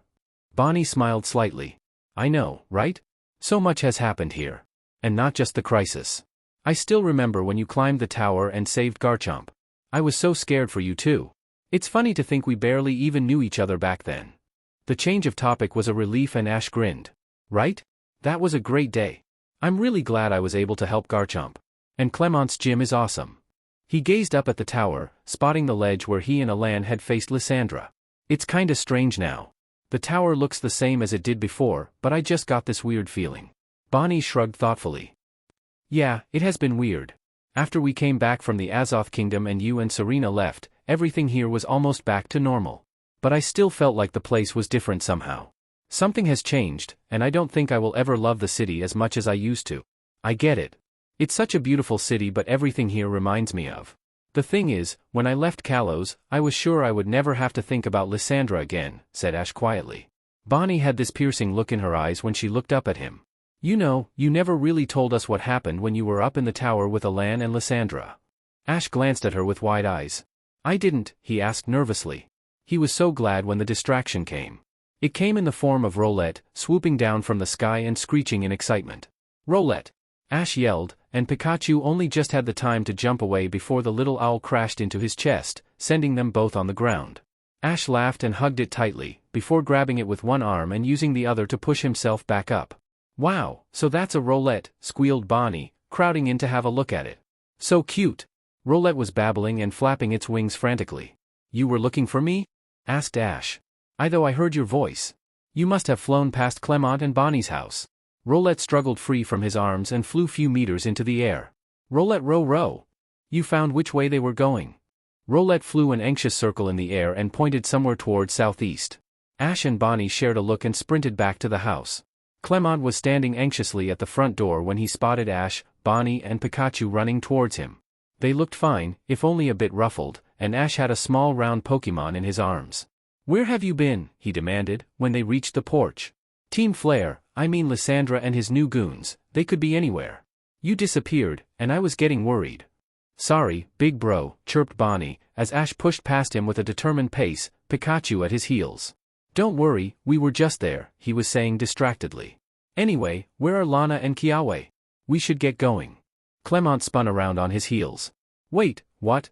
We are leaving now? Ash was already gone. Do you have a tent we could borrow? He called from the living room. We probably need to spend few nights in the forest. Ash's Roulette came back, explained Bonnie, when Clement had stared into space for long enough. It can show us the right direction. She started climbing the stairs to go up to her room. Clement ran after her. Wait, Bonnie. Don't you think this is a bit too fast? He questioned nervously. Ash only slept for few hours and we didn't even make any plans yet. We can't just rush into a situation like this one. It's too dangerous. Bonnie stopped in the middle of the stairs and turned to stare him in the eye, hands on her hips. Even standing a few steps above him, she was still slightly shorter, but no less imposing. Listen, big bro. We have traveled before. We have faced Lysandra before. Also, we beat that Alvin guy, or whatever his name was, who had the Mega Evolution machine. We know barely anything about Ash's past, but I know for sure that what we have seen is nothing compared to him. She pet her head to the side, looking years older than she was. Clement felt incredibly proud and incredibly terrified at the same time. If Ash is leaving now, you know there's no stopping him. You just gotta choose if you are gonna follow him. Clement worried his lip for a moment longer, until he came to decision. He nodded with new determination. You're right, Bonnie. Of course I'm going to follow. I think I just got scared for a minute. Bonnie smiled gently. I know, and it's okay. I'm scared too, you know? But more than that, I want to help Ash and Greninja. That's what's important, and that's why I'm not gonna hesitate. Clement could only nod, speechless. Come on, let's go pack, right? Said Bonnie, and together, they climbed the rest of the way up. 45 minutes later, the group arrived at the front door of Sycamore's lab. Pikachu perched on his shoulder, Ash pushed the door open, and they stepped into the quiet and chilly front hall. Alan, called Ash, and Pikachu let out a similar sound. Are you here? Serena joined them. Alan, it's us. After a minute, they could hear hurried steps from upstairs. Then, Alan appeared at the top of the stairs. Serena had seen him briefly when he had called her to meet Ash at the airport, but he looked even more worn out in real life. He had a scruffy beginning of a beard and tired eyes, but he broke into an honest smile when he saw who they were. Ash, he called and descended the stairs quickly. Clement, Bonnie, Serena. Great to see you. Good to see you too, they said back. Ash stepped to the side and waved a hand towards his Alolan friends. These are Lana and Kiawe. They are from the Alola region. Nice to meet you too, said Alan politely. Nice to meet you, said Kiawe. Yeah, nice to meet you, nodded Lana. She looked around into the silent and dark hallways. You are here all alone? Yes, for now, said Alan. Lysandra's men, they trashed the place. Most of the equipment in the lab is ruined. I had to send the lab assistants onto a leave until I figure out how to get everything back up. Most of my time currently is spent with paperwork and looking after the Pokemon living on the compound. Wow, sorry to hear it, gasped Serena. It must be hard taking care of everything by yourself. Is Professor Sycamore still unwell? Asked Ash in a tight voice. Alan nodded with a frown. I didn't tell Professor Kukui all the details, but during the raid, Sycamore got stabbed in the stomach. He's feeling better now, but things were critical for a long time. He won't be able to work for a long time still. And I really don't want him to. That's terrible. Clement exclaimed, setting his hand on Bonnie's shoulder almost like on instinct. We have to get those goons to pay for that. Yeah, and you will, agreed Alan. He turned to Ash. Ash, I know why you are doing this, and I approve it. I would come with you if I had any options. But as it is, you really must be careful. They stole all the research about your bond evolution, and everything about mega evolution that they could get their hands on. They are planning something big. I get it, Ash said. We will be careful. I don't think you actually do understand, insisted Alan. There have been reports all over Callows about Pokemon hunters, way more than ever before. Recently, couple of wild Greninja approached the southern police station asking for help, because so many from their group had gone missing. Wild Greninja. That just doesn't happen. And now your Greninja has been taken. Lysandra tortured it so badly your bond connection broke. He has all the research about something only you, specifically, can do. I know you remember what he said to you in the tower. What he tried to do even then. Ash, it's bad. I just need you to think about this carefully, and not do anything rash. Ash's eyes were razor sharp as he stared up at Alan.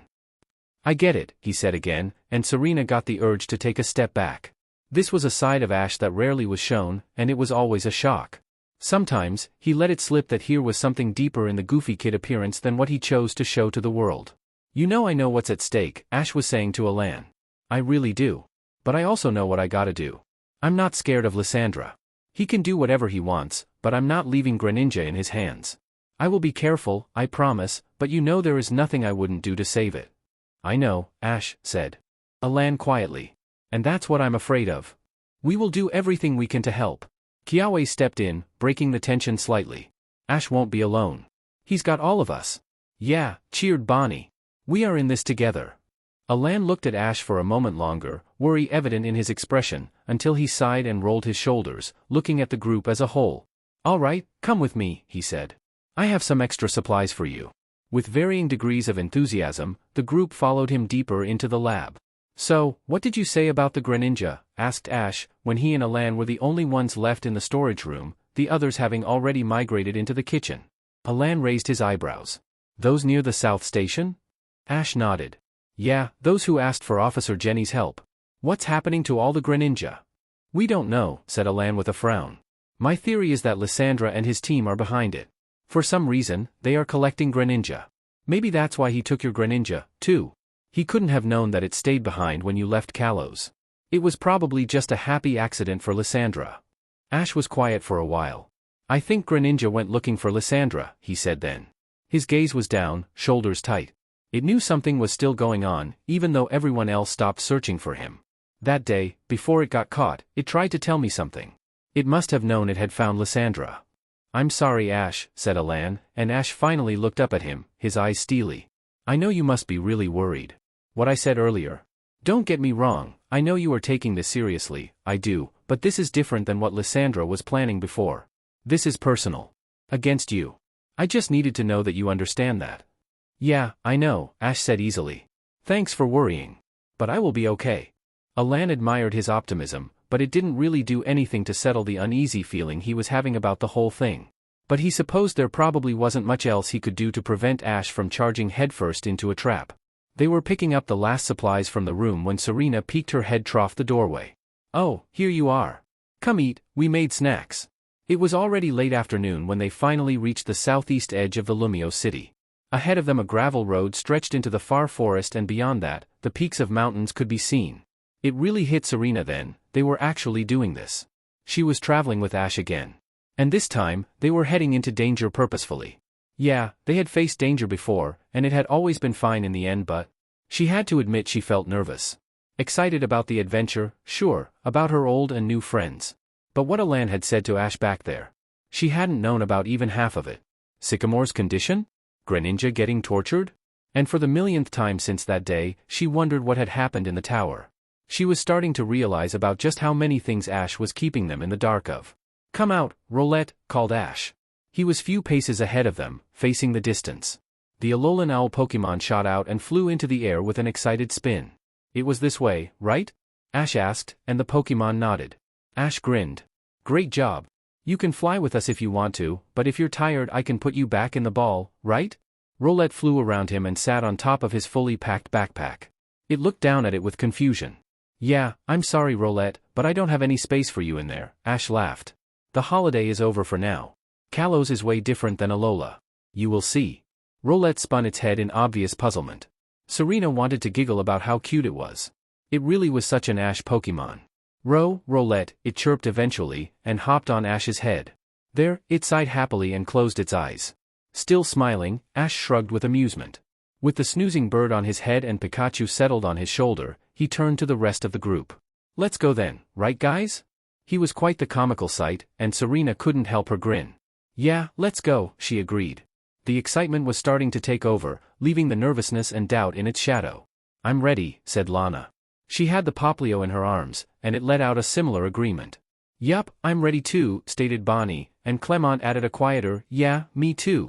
Deneen. Come on then, Kiawe grinned and started jogging down the path. The others followed suit, except Clement, who looked after them in horror. Hold on, guys. We aren't going to run the whole way, are we? They spent the first night in a Pokemon Center. It was already dark outside, the sun having set hours ago. It was quiet at the cafeteria's table as everyone finished eating their burgers. The atmosphere was drowsy, pensive. Ash gulped down the last of his soda and looked around. Pikachu was on the table, liking his plate clean of any excess ketchup. Bonnie was whispering to Deden as she fed it pieces of her fries. Serena stared at her half-eaten burger, a deep frown on her face, while Clement doodled in his notebook, only pausing occasionally to yawn into his hand. Kiawe had spread the map of Callows on the corner of the table, although Ash could tell he wasn't really studying it, the look in his eyes distant. And Lana was? She was looking at him. You should call your mom, she said quietly, when Ash gave her a curious look. Ash rubbed his neck. Oh, maybe a bit later, he said nervously. He knew his mom was going to be mad at him, and he really was too tired to argue with her. Lana didn't back off. We probably won't stay in a Pokemon Center tomorrow, and you shouldn't call her with our poke gear from the forest. Here you will have a good connection and a screen, so she can see you. Ash hesitated still. I could call her in the morning, before we leave. It would be already late in Kanto then and she might be in bed, Lana argued. She had a disapproving look on her face. Come on Ash, go call her now.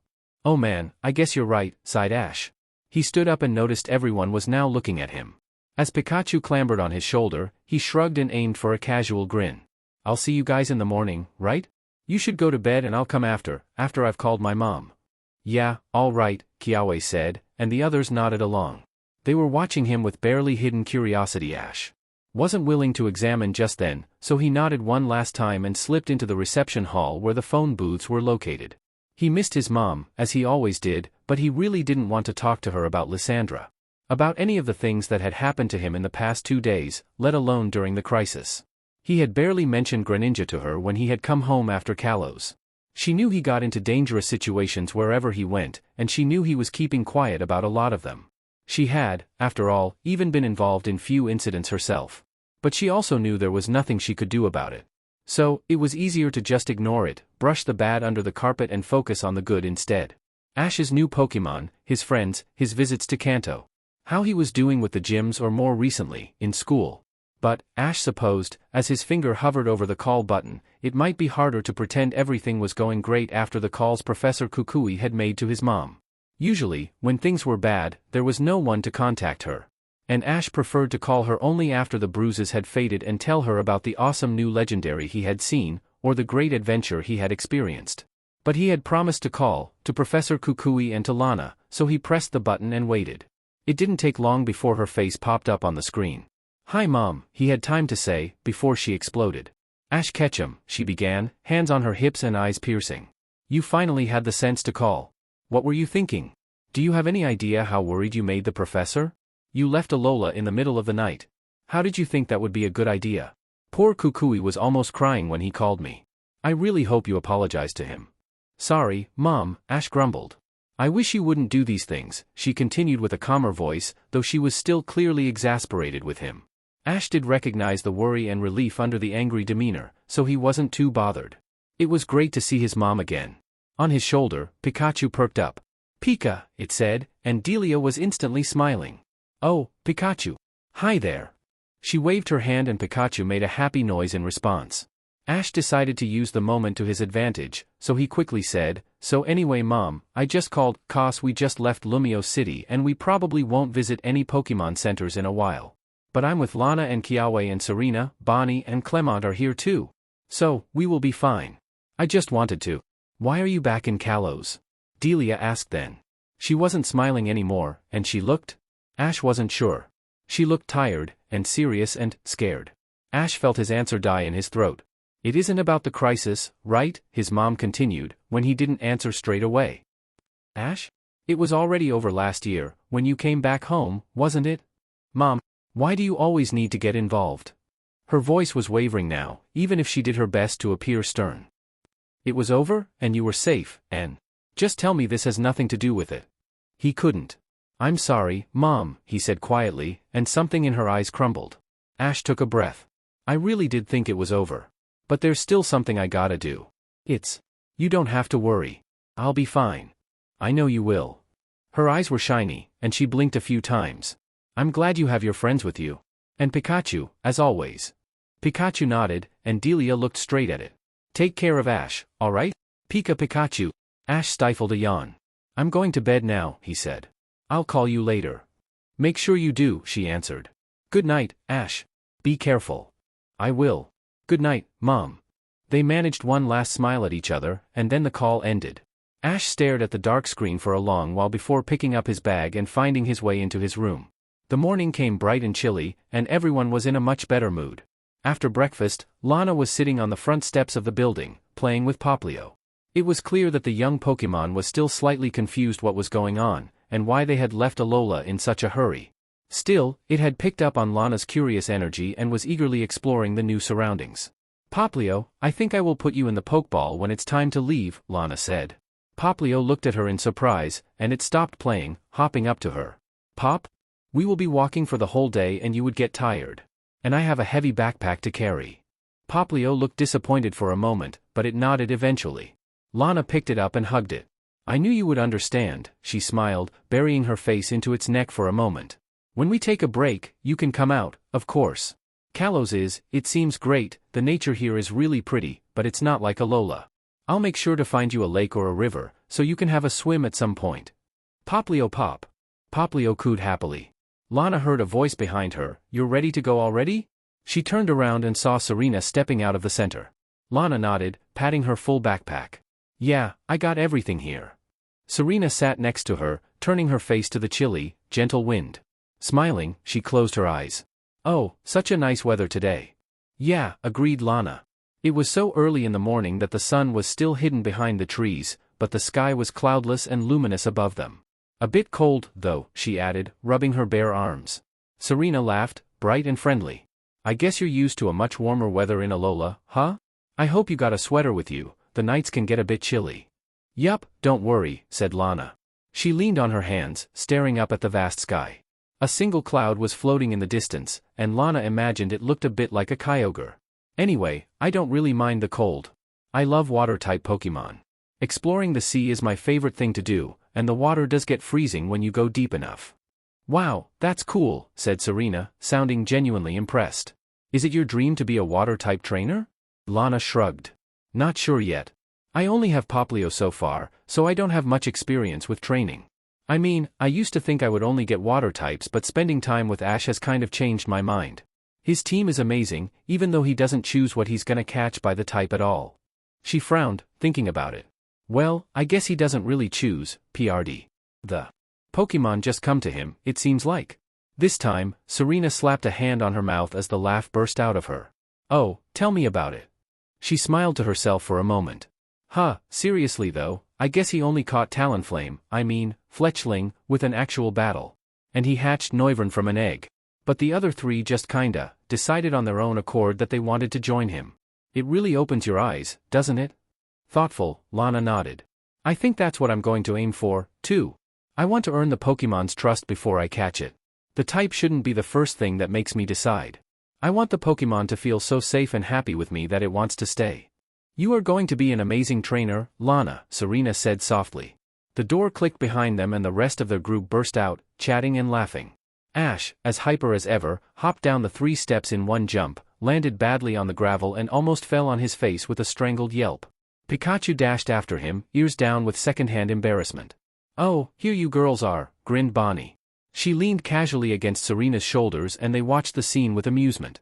A mechanical hand had come out of Clement's backpack and was now dangling Ash in the air by the back of his shirt. Bonnie giggled. Well, at least Ash is excited. Lana couldn't help her wide smile. This just might turn out to be fun. You know, me and Bonnie never really thought we would go traveling, Clement said to Kiawe as they trailed behind Ash and the girls. Well, at least not in many years, and not together. I always knew Bonnie would leave the second she got her first own Pokemon, but I was pretty happy just managing my gym and inventing things. I guess I didn't know any better. Kiawe considered his words for a minute. That thing about traveling, it's a bit different in Alola. You know, we don't have that whole Pokemon journey you do. Of course some of us leave and travel through other regions, but most Alolan people live their whole lives on the islands. And those who want to challenge themselves participate in the island challenge, but that's about it. Clement chuckled. Oh, don't get me wrong, I didn't understand the itch some kids my age had for traveling either, not until last year. He gazed ahead to the very familiar image of his friends' backs as they walked ahead of him, on their way to somewhere unknown and unexpected. He sighed, smiling almost wistfully. It's weird. You can't really fathom what makes the experience so special, not before it's over. But when it is over, you just feel restless, aimless, like you need to rethink your whole life. Did you? Asked Kiawe, and as Clement raised a questioning eyebrow, he added, rethink your life? Oh yeah, I guess we all kind of did, Clement said after a short pause. I had to rebuild Clembot from scratch and manage a gym in a building that had been used as a Team Flare base. Serena left her whole life behind and went to find herself in another region. Bonnie, she's older somehow, and Deden is basically hers already. She really grew years during our less-than-a-year trip. I think your journey might have been slightly more dramatic than the usual, Kiawe said with a touch of humor. Didn't it end with the crisis? I can't imagine that going back to normal life after that could have been easy. Clement glanced at him, surprised. Then he let out a short laugh, the tone somewhere between nervous and dismissive. It didn't end there, but yes, I guess the crisis was a big part of it. Not really the part one want to remember it by, though. But it definitely did change my life, and in more ways than one. Kiawe noticed how Clement had the same vague way of talking about the crisis as Ash had, but he decided to not press any further. Instead, he chose another topic. What else happened during the journey, then? Did you meet any legendaries? He remembered the conversation from the previous day, and added, besides Zygarde, I mean. Clement grinned, but quickly turned his head away and got more serious. Oh, he choked out, even if it was clear he had wanted to say something else. He glanced at Kiawe, brows furrowed. Yeah, we did meet some legendaries. But I think those are stories that we should tell you together, and at a better time. How mysterious. Kiawe could feel the annoyance rising in him. Still, he nodded, letting out an acknowledging sound. He could understand that the event where the sighting happened must have been pretty overwhelming for Clement and the others. After all, he could distinctly remember how he had felt when Tapu Koko first appeared in front of them, in plain daylight, and challenged Ash to a battle. As a silence settled between them again, Kiawe got the feeling they weren't really on the same wavelength with Clement. He didn't think Clement was being intentionally rude, and he did like the guy, but something was off about their conversation. Maybe it was a Callows thing, this unwillingness to speak about personal experiences. Or maybe it was an Alolan thing, to ask too many questions and then overshare. Or maybe, thought Kiawe, as the vivid image of Ash leaping off the edge of the schoolyard flashed in front of his eyes, it was an Ash thing. Things seemed to happen around Ash that were hard to explain, and Ash definitely got himself into these situations way more often than what was normal. Thinking about this, Kiawe realized then that he had only known Ash for a few months, and those months had been way more exciting and eventful than his whole life before that. If you spent almost a year on the road with him. Kiawe swallowed, the truth of it finally dawning on him. Yeah. There would be stories to tell. Probably too many to sort through. Especially when they needed to focus on the immediate threat that was Lysandra and his plans with Greninja. His musings were interrupted with a shout from the group ahead. Wow, a waterfall. Kiawe could only watch as Ash and Lana sprinted off the path and into the thick forest. He and Clement jogged up to Bonnie and Serena, who were standing on the spot with exasperated smiles. I think it's about time for lunch, anyway, chuckled Serena, still looking into the woods. Following her gaze, Kiawe could see the shapes of their friends joyfully kneeling over a glimmering river. I think you are right, agreed Clement, and together they trekked into the flickering shadows of the lush forest. Greninja was slowly going insane. It had been in the small room for at least 3 full days now, staring at the metal walls and floor, the only light streaming in from the small opening in the door, located slightly above its eye level. The light was constant, unchanging. Greninja had no concept of day and night anymore. It could only count the passage of time by the quick, regular interactions it had had since its capture, that was, when one of the faceless, nameless men slipped food and water through a gap at the foot of the door. It had been there since it had woken up after Lysandra's torture. Well, Greninja assumed it had been meant as torture, though the only thing it had accomplished was the bond breaking between Ash and it, pushing them both into deep unconsciousness. Greninja didn't regret standing up to Lysandra, but it did regret having caused so much pain to Ash. Maybe, if it had surrendered when Ash had asked it to, they might still have their connection, a private upper hand to Lysandra. But, even when it had woken up shaking and weak and all alone, it had at least known Lysandra couldn't use it to hurt Ash anymore. Greninja was just finishing its evening routine, 50 rounds jogging around the room, 50 walking. The 50 jumps it had quite not managed this time. It had got up to 40 when suddenly the world had tilted and faded around it, the exhaustion and malnutrition making it weaker every day, the collar around its midsection heavy and suffocating. And still, despite all that, it craved sunlight more than proper food, the fresh waters of Callows rivers more than a soft place to sleep. Greninja sat down on the edge of its dingy bed, blocking these thoughts from its mind. It would do no good to daydream. Greninja needed a plan. And it needed it fast. After what they had experienced few days ago, Ash wouldn't sit around for long. Not that he sat around ever, but especially when his friends were in trouble, there really was no doubt he would appear, sooner rather than later. Greninja wished this time he would think first, have an actual plan before running into Lysandra's lap, but that was probably wistful thinking. Ash's stubborn loyalty, his need to help others over his own well-being, that was after all one of the biggest reasons Greninja had chosen Ash as its human partner. Greninja needed to be ready for Ash's arrival. It had no idea how far away it could be from Ash to evolve, or if they needed to physically see each other before it could happen, but it sure was going to try it as soon as Ash had arrived in the general area. Every time someone approached its cell, Greninja would sit in absolute silence, trying to pick up anything that might reveal that Ash had reached Callows. So far it had been unsuccessful, the grunts coming alone and as silent as Greninja was. There were no other sounds it could hear either. It must be locked away in the deeper levels or somewhere out of the way from the actual labs and common areas. That might turn out to be useful in the case it somehow got out of this room. The less there were humans blocking its way, the faster it could fight its way out. An hour later, there was the familiar click of a door opening at the end of the hallway, and Greninja sat up straighter. It could hear voices talking to each other in low voice. That was new. There were at least 2 pairs of steps approaching, and Greninja faced the door warily. Soon, a face blocked half of the opening in the door, and Greninja saw a familiar gray eye peeking through. Lysandra. Greninja stood up, despite knowing well that it couldn't attack Lysandra in its current state. It was way too weak to, and even if it weren't, the oppressive way around its stomach drove the point home. You will behave, right? Lysandra drawled, mild amusement in his voice. Greninja stayed silent, and after a low buzzing sound, the door opened, and Lysandra stepped in. Just the sheer size of him in the tiny room was imposing, but the way he was backlit by the lights in the hallway made Greninja want to take a step back. It didn't, even when it could feel its hands shaking at its sides. Greninja balled them into fists. I see you are still acting quite defiant, Lysandra remarked. Greninja tilted its head back, studying the man's face. He looked relaxed, an easy grin on his pale lips. I wouldn't have thought otherwise. You are Ash's Pokemon after all, aren't you? He must have trained you well. Greninja hated the way he talked to it, like it was a lesser being and thus stupid. Of course Greninja knew this already about Lysandra, but being so vulnerable in front of him and having to just take it. It was crushing. It made Greninja very set off and it wanted to show the human just how aware it was. Instead, it folded its hands in front of it, nodding shortly. He did. Lysandra looked momentarily surprised before getting himself back under control. This was the first time Greninja had spoken to him. Lysandra smiled widely. So, you are willing to talk, then? I have some questions for you, and I would love to hear your insight. You won't have to answer them today, of course, but in that case, I'm forced to put you back into this room. Greninja nodded again and added, I understand, out loud as well, just to get that disgustingly pleased reaction out of Lysandra. There was a plan forming in its mind. It had no power sitting all alone in the cell, but outside of it? Well, it might be even worse, but there was only one way to find out.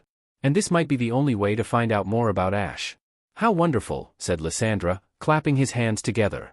He grinned with all his teeth, a true predator's smile. I really hated locking you into this room like some lowlife animal, but you must understand that I only did what was necessary. You were out of control and needed to calm down. I see that you have, now. Seething with barely contained anger, Greninja managed a quiet nod and then let its gaze fall to the floor, imitating a compliant posture. It could feel Lysandra's eyes on it, studying it intensely. Let's take a walk, the man said then, stepping back from the doorway. I have something to show you. Ash lay flat on the ground, staring up at the darkening night sky. He had been in a good mood today, loving the feeling of a gravel road under his feet and the adventure ahead of him. But the reality of it was creeping on him now, as everyone else had fallen asleep, exhausted from the day's journey, and he couldn't stop thinking about Greninja. If he was traveling alone, Ash knew, he would have run the whole way, going on minimal sleep. On some level unconsciousness, he did understand what Alan had tried to warn him about, what he had meant when he had tried to make him slow down, but he found out he didn't much care. Trap or not, he was getting Greninja out of there. Even if it meant he would get in trouble instead, well, better him than anyone else, right? Frustrated, Ash turned onto his side, disturbing Pikachu snoozing against his leg. Pikapi, it asked quietly. It must have spotted the scowl on his face, because it crawled closer, nudging his arm. I'm sorry I woke you up, Ash mumbled, wrapping an arm around his friend. Pikachu, instead of answering, nuzzled closer to his chest and sighed sleepily. Ash smiled down at it, and his heart felt slightly lighter. Thinking about all the times they had laid like this together, happy and content, he finally allowed himself to fall asleep. Wake up everyone! Quick, Bonnie, get up! Serena! Ash's eyes were impossibly heavy with sleep, and it took him a minute to understand what Clement was saying. The blonde was talking in a hushed, agitated voice, going around the camp shaking the others awake, all the while gathering up their things. Kiawe, his hair sticking in every direction, eyes drooping, pushed his sleeping bat aside and sat up. What's going on? Clement? Everyone was now awake, watching in exhausted confusion as Clement furiously stuffed away their cooking utensils. I was up the road, I woke up and took a walk, and I saw a white van parked just there and a couple of people looking around in the woods. I think they were Lysandra's men. This got everyone to wake up, and it took them only minutes to pack their backs, call in their Pokémon and wipe out any signs they had ever been in that place. They had just sneaked deeper into the forest when Ash heard voices behind them, talking in clipped, but still casual tone. They crouched behind a large rock formation and hoped they had gotten far enough to avoid confrontation. You're sure your Fletchinder saw a camp around here? Asked the other with a deep gravelly voice. Of course I'm sure, answered the other, his voice a much younger one. It wouldn't lie to me. I told it to only come back if it spotted the kid, and today it did, and it led us here. It must have seen something. It could have spotted anything as far as I know, the older man roared. That bird is still young and honestly, it doesn't seem too smart. Maybe it saw some other kid run through here and flew back to report that. The younger one hesitated at that. Let's just check around, okay? We can't know for sure if we don't at least do that. The older man sighed with frustration but let out an agreeing grunt. Slowly, they circled the camp area, idly talking, and it was only Serena's firm grip on his arm that kept Ash from leaping around the rock and challenging them into a battle there and then. Finally, after what felt like hours, the voices faded back towards the main road and the kids could breathe again.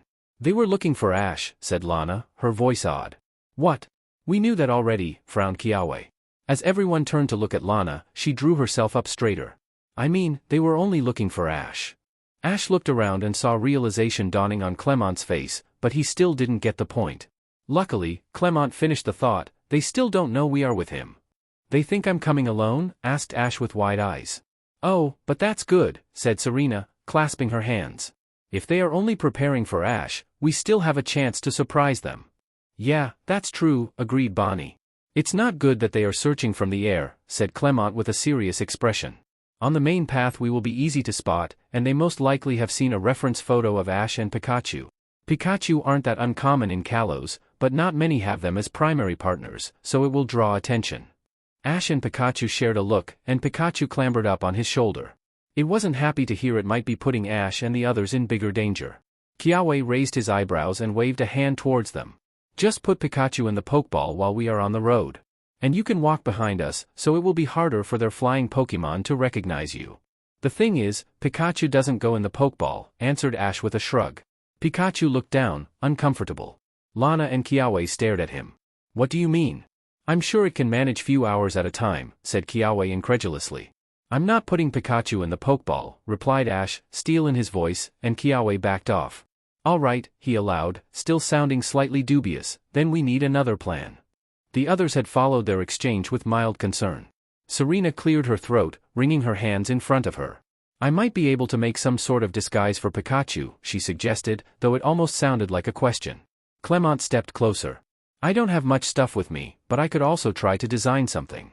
You should make a disguise for Ash, too, Lana said to Serena.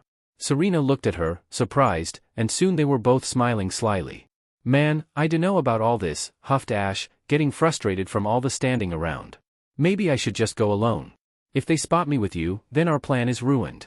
But if I get into trouble by myself, then you can still come help. Everyone was staring at him now like he had grown a second head.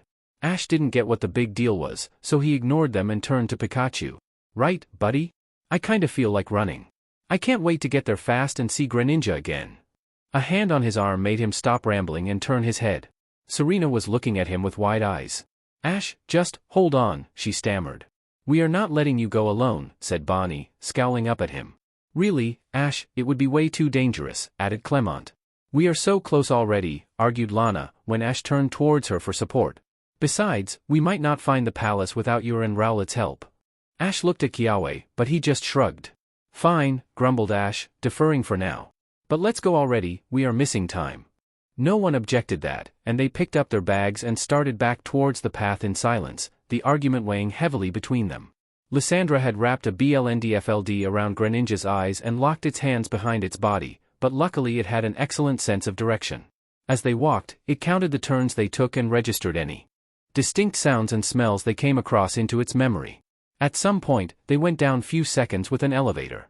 1 or 2 floors, maximum. Right before they arrived at their destination, they passed a room smelling strongly of human food.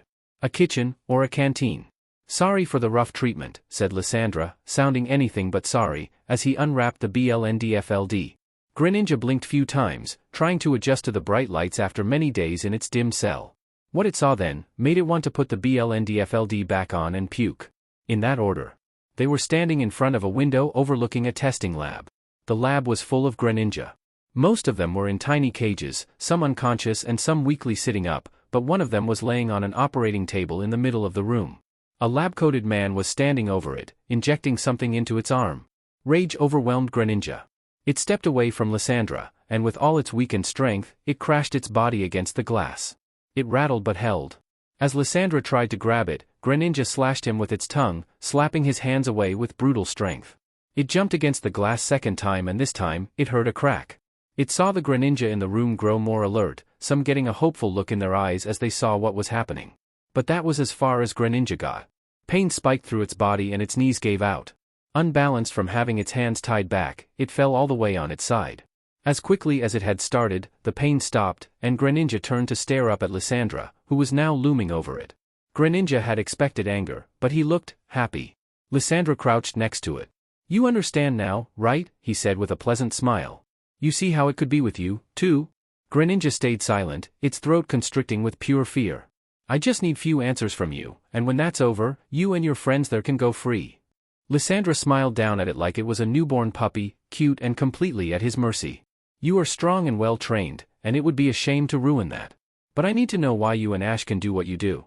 That power? In the right hands, it would make one unstoppable. But why you seem to be the only one that has this special power, that I don't understand. Greninja wanted to curl up and cry, but at the same time it realized that Lysandra was spilling his great plan, so it pulled itself together, and listened. Is it because of you, or because of Ash? Mused Lysandra, now talking more to himself than Greninja. I was thinking it was you, that it was something every Greninja could do with enough persuasion, but I'm starting to question that. Maybe Ash does have a rare evolution stone with him. I didn't see one on him when I met him last time, but it just might be hidden. Greninja didn't like this direction of thought, so it drew Lysandra's attention back to it, whining and struggling weakly on the floor. Lysandra chuckled, standing up. He stared Greninja straight in the eyes. You must be shaken up. I will give you one more day in your room to recover and think about this, and next time I come for you, I'm expecting cooperation. Someone pulled Greninja up by its arm, a bag was thrown over its head, and then it was roughly pushed back towards its cell. They had a plan. It took a while, but eventually they did get Ash to agree to it. They were just outside of Santalin City, the city only a small, gently sloping field down from the thickly forested area where they had set camp. The plan was this: Serena and Clement would sneak into the city, not sneak. Insisted Serena, they would walk there like couple of ordinary kids. Serena would shop for clothes and other accessories that could be used as disguises, Clement would look for any useful machine parts, and then they would walk back and continue the journey. In theory, it sounded simple. Still, while the Alolan kids, Ash and Bonnie, were setting up a place to cook lunch, Serena and Clement argued over their plan for what seemed like the fourth time within as many hours. "Just put on some jeans and a t-shirt, you must have some with you." Serena huffed as Clement crossed his arms and backed away. "I'm telling you it's not necessary," he said, his nerves making him uncharacteristically confrontational. "It's only a quick trip to the market and it's not like I'm that famous anyway." Serena eyed him, sternly but not unkindly. "You are, though, Clement. You are recognizable.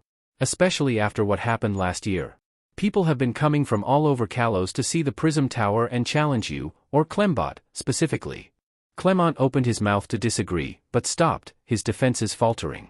Serena was right, his gym had been significantly busier after he had announced last year that he was taking challengers again. But it wasn't him that was famous, it was the building, and everything that had happened around it, right? Had he even been shown on the newsfeeds covering the crisis aftermath? Had there been interviews? He couldn't remember. Clement glanced down at his trusty blue jumpsuit and then back up at Serena, who was looking at him expectantly. "They are not looking for us," he insisted then. "They don't know we are helping Ash. And if they wanted to question me, they would have done it already. I haven't been hiding." Serena crossed her arms. "They might be looking for you now, though. And even if not, you might draw attention in the city. And if Lysandra's men are in there, the last thing we want to do is to get noticed." Clement felt cornered, but he took a breath and squared his shoulders. "I have so much useful stuff in these pockets. We can't know what we might need during the trip. If I don't have all the things with me."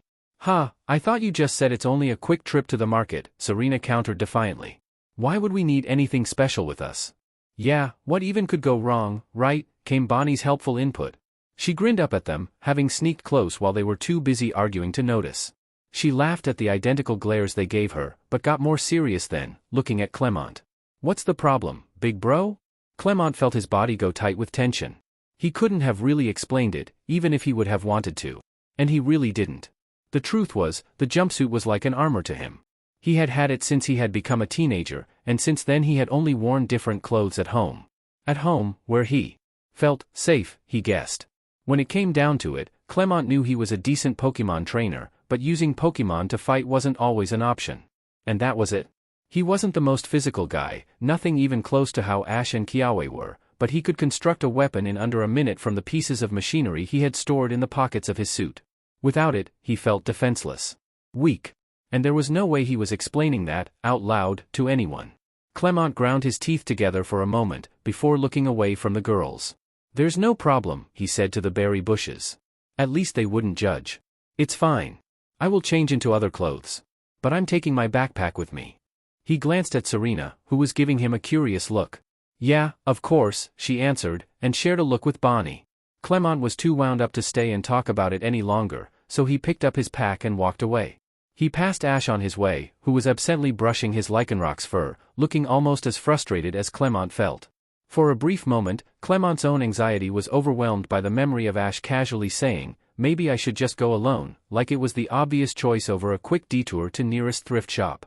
Yeah, he had seen Ash acting reckless, way more often than he could count, but this time it had been different. Usually he jumped into things in the heat of a battle or other situations where there was no time to really think. But this time, it had been calculated. Ash had had plenty of time to think about it, had heard their opinions and ideas, and still suggested that he would do it alone. It made Clement's skin crawl with worry. Shaking these thoughts from his head for now, Clement ducked behind one of the massive trees and started unzipping his jumpsuit. After almost a year on the road with them, he didn't mind dressing in front of Ash or even Serena, but he was acutely aware that there were more of them now. And even though Lana and Kiawe had seemed busy with the lunch preparations, Clement would have felt weird undressing just there. So, hiding away and feeling strangely small and awkward, Clement changed into a pair of barely worn jeans and a long-sleeved t-shirt he would sometimes wear during colder nights. He folded the jumpsuit carefully, though there was no way it would fit into the backpack. Taking a final deep breath, Clement walked back to the campsite, trying his best to look casual. You look different, commented Lana almost immediately. She set down the plates she had been holding, rounded the campfire and advanced on him. On her way, she grabbed Ash's cap from his head and took it with her. Ash barely reacted, his eyes far away, and before Clement could either, Lana had placed it firmly on his head. Clement took a half step back, exclaiming in surprise. What, Ash? Lana crossed her arms, examining him carefully. Yup, now you are unrecognizable. Kiawe was chuckling at him from where he was chopping vegetables, and Bonnie and Serena walked closer too, smiling widely. Wow, big bro, you actually look kinda cool, Bonnie teased. It suits you, Serena agreed with good-natured amusement in her voice. But seriously, Clement, Lana is right. You look nothing like how people are used to seeing you. Even if we walked past a fan or an old challenger of yours, there's no way they would realize it's you. Clement shrugged, still feeling slightly uncomfortable. I guess that's good, he allowed. Anyway, I'm ready to go. Let's get this done so we can get on our way. He glanced at Ash, who still hadn't reacted to the situation. Ash was staring at the ground, his hands buried in Litton's fur, completely motionless. Clement frowned, an odd uneasiness creeping at the edges of his mind. Yeah, let's go, Serena was saying, returning him to the present. She grabbed his arm, pulling him along. We will be back in an hour, she called over her shoulder. Leave some food for us. Wouldn't count on it. Lana called back, and then they were off, wading through the thick forest, on their way to Santolin City. It was barely midday, but Lysandra couldn't wait any longer. He pushed away the blueprints he had been studying, called in his subordinates and marched over to the prison wing. He peeked through the opening and saw the Greninja sitting down, staring at the floor like it wasn't aware they were standing right there behind the door. It was mildly suspicious, so Lysandra wrapped a hand around the remote control in his pocket before unlocking the door. The Pokémon raised its head then, looking up at Lysandra with tired eyes. It probably hadn't slept that well, not after so many days in captivity and after what it had witnessed the previous day. Lysandra couldn't make himself feel any sympathy though, staring down at the distressed Pokémon. It most likely had been pampered and spoiled in the kid's care. It was about time it got a real taste of human's power. Well then, he began, crossing his arms and smiling down at the Greninja. Are you ready to cooperate? The Pokémon nodded, letting out a vaguely affirmative sound. It was a shame his best Pokémon interpreter had been arrested during the crisis, Lysandra thought. Well, he would just have to make do with limited ways of communication. I'm glad, he said. He turned to face his subordinate. Celosia, wrap it up again. It won't try anything today, but I don't want it to see anything it doesn't need to see. Yes, boss. While Celosia went to BLNDFLD the Greninja, Lysandra wandered out of the room and down the hallway. He hadn't felt this excited, this close to a massive discovery, since the moment he had witnessed Ash and his Greninja breaking their binds with pure energy surging through them. It had been magnificent. And finally, Lysandra was about to find out what was behind that power. They moved the Greninja to a plain meeting room, containing only a table and 2 chairs on the opposite sides of it. Lysandra sat down, and Celosia guided the Pokémon to the other chair and unwrapped the BLNDFLD. It blinked for a moment before focusing on Lysandra. For the briefest moment Lysandra could see sharp intelligence in its eyes before its gaze clouded over and it lowered its head. Lysandra wasn't a fool, he knew the Pokémon was playing up its exhaustion and SBMSN, but nevertheless, he was sure he always had the upper hand to any Pokémon, intelligent or not. And Greninja were, according to the excessive research he had done on the topic, generally quite clever and cunning Pokémon. So, he began. I know you understand me, but sadly, I don't understand you, so there is no point trying to talk this out. He slapped a green sticker on the table, on the left side of the Greninja. This means yes, true and agree. He placed a red sticker on its right side. This means no, false and disagree. He looked up at the Pokémon. Do you understand? It eyed him for a moment before moving its hand to touch the green sticker. Great, smiled Lysandra. If you are not sure, or the answer is more complicated than yes or no, use the space in the middle. If you refuse to answer, I will kill one of the Greninja I have in my lab. Understand? The Pokémon blinked and leaned back on its chair. One of its frog-like hands balled up into a fist and its shoulders tensed. Lysandra's smile widened. After few seconds of clearly murderous thoughts, the Greninja edged its hand to the green sticker. Excellent. Let's begin, then. He narrowed his eyes, staring down at his prisoner. Does your trainer have an evolution stone? The Pokémon was tense, like a wire stretched to its limits and about to snap, but it reached to touch the red sticker. Interesting. What about any other energy stone or artifact? Red sticker again. Where did he learn to do it? The Greninja looked at him, something akin to a frown on its face. Lysandra corrected himself, did someone teach it to him? No. Lysandra huffed, intrigued. Do you know other Greninja who can do the same? Read and then, uncertainly, to the middle.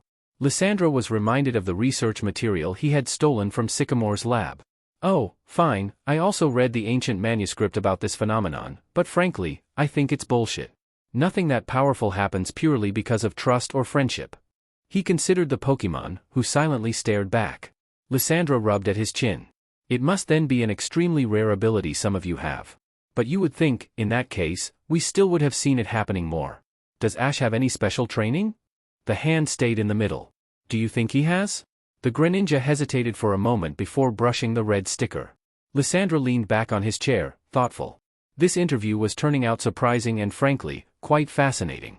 He flashed a smile at the frowning Pokémon. You are doing well. You shall be rewarded for your cooperation. But I still have a few more questions. The Greninja nodded, so Lysandra continued. Professor Sycamore wrote in his notes that when using this special form in battle, the trainer feels the same pain as the Greninja does. Is it true? The Greninja went tense again, its fisted hand drawing closer to its body. It blinked slowly, threateningly. Lysandra smiled, leaning on his elbows. Please, do answer. You don't want anyone to get hurt, do you? Tardily, it touched the green sticker. Lysandra pursed his lips, quite confused about the confirmation. That is unusual. Moves or abilities shouldn't affect the trainer. But this does seem to be something really special, after all. Lysandra paused, thinking. So, you get stronger, your appearance changes and I assume at least some of the power comes straight from the trainer. Does Ash gain anything special from the bond? The Greninja placed its hand in the middle. You don't know? He hasn't told you. No. He hasn't said anything about it? No extra strength, quicker reflexes, visual changes? No. How about the pain? Does it affect him as much as it does you? He didn't faint during the finals when you did, but can it happen? No. Interesting, Lysandra mused, considering it sharply. The Greninja shivered then, eyes drooping. It must be exhausted. Lysandra crossed his arms. He, too, was about ready to move on to the physical tests. All right, this is enough for now. I shall take you to the lab now. If this indeed is an ability you have, or something similar, there should be a way to trigger it with an external power source. He stood up, his chair scraping the floor noisily. He smiled down at the shuddering Pokémon. Let's test that theory. Serena almost lost Clement a few times in the crowd of the marketplace. Every time she turned around and Clement wasn't there, she started looking for the blue jumpsuit, and every time, Clement managed to surprise her by appearing out of nowhere. Come on, Serena, I hope you are done by now, came a voice right next to her ear and she jumped, letting out an embarrassing squeak. Clement! Don't sneak up on me like that, she scolded red-faced, turning to face him. Clement's eyes widened under Ash's cap. Huh? I have been standing here for a few minutes already. Whatever, huffed Serena. She raised her shopping bags. Yeah, I'm about done. Did you get everything you wanted? Pretty much, yeah, he nodded, a rattling sound coming from his backpack as he bounced it slightly. We should probably head back. They elbowed their way out of the market and started walking back towards the camp. It was silent for a while, until Serena couldn't help but ask, what do you think about Kiawe and Lana? Clement glanced at her but didn't seem surprised. He had thought about it, too. They seem really nice, he began. Not very experienced with Pokémon, though.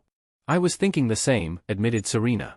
I mean, they are super cool, like you should hear about how much Lana has explored the sea, how many water Pokémon she has seen.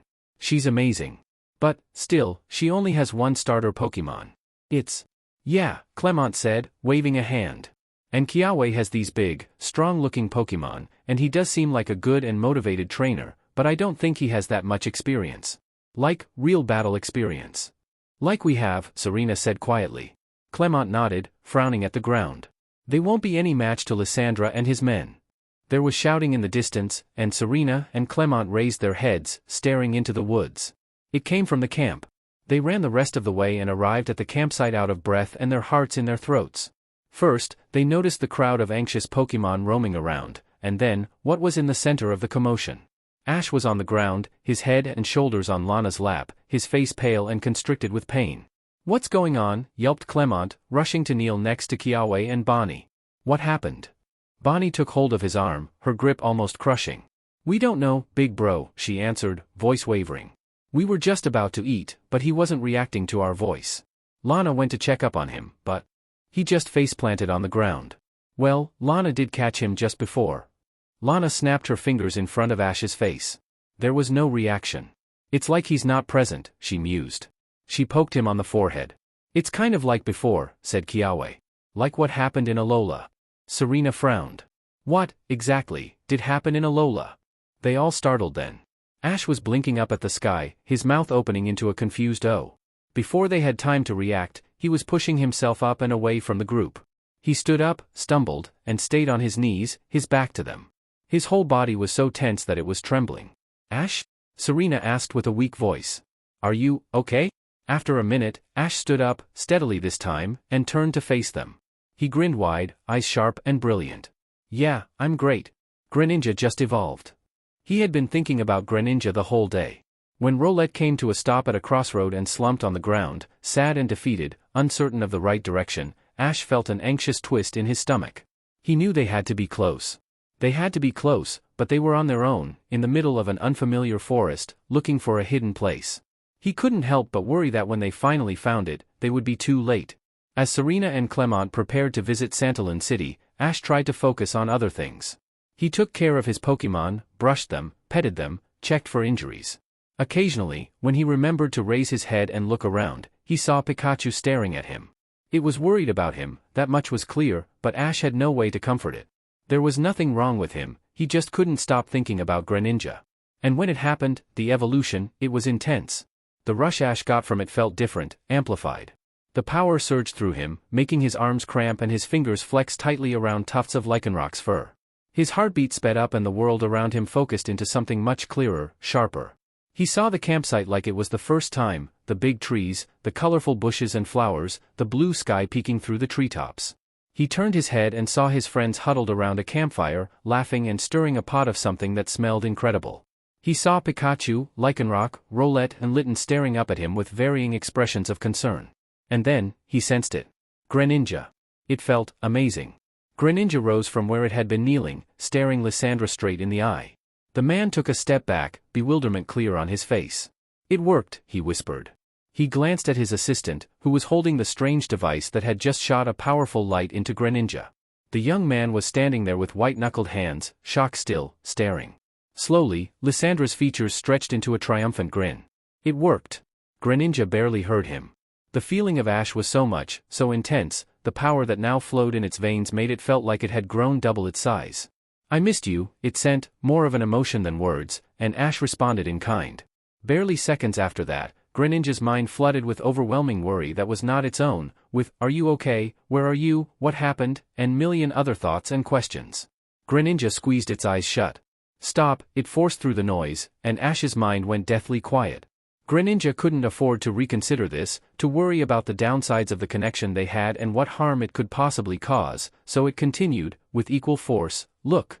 The presence of Ash settled on the back of its consciousness and it could finally focus on what was happening around it. Lysandra was leaning towards the cage Greninja had been locked into, studying it closely. So that is all it took, he murmured, rubbing at his chin. Just the standard energy pulse. No evolution jewel needed. No battle situation or aggression. Unless. Greninja stood up straighter, feeling the energy of the shuriken pulsing on its back. Its vision felt sharper, more focused, like the rest of the world was suddenly moving slower. Its body was demanding action, every fiber of its being ready to attack. But Lysandra was holding the remote control in his hand, his thumb lightly resting on the button. The man had fallen quiet, unreadable expression on his scarred face. Then, with a final look at Greninja, he turned around and commanded his closest underling, Celosia, call in the guards and organize a search of the perimeter. And do it quietly. The kid might be close by.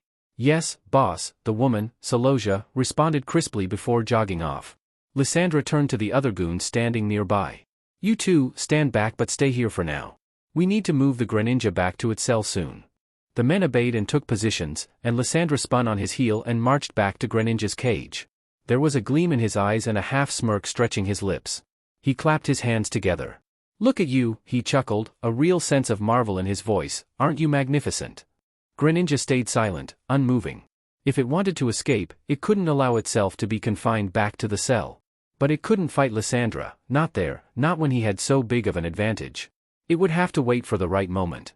While Greninja scanned the room as inconspicuously as it could, Lysandra picked up a laptop and started typing on it with one hand, glancing back and forth at Greninja. The changes are small, easy to miss if you don't know the species well, he murmured to himself.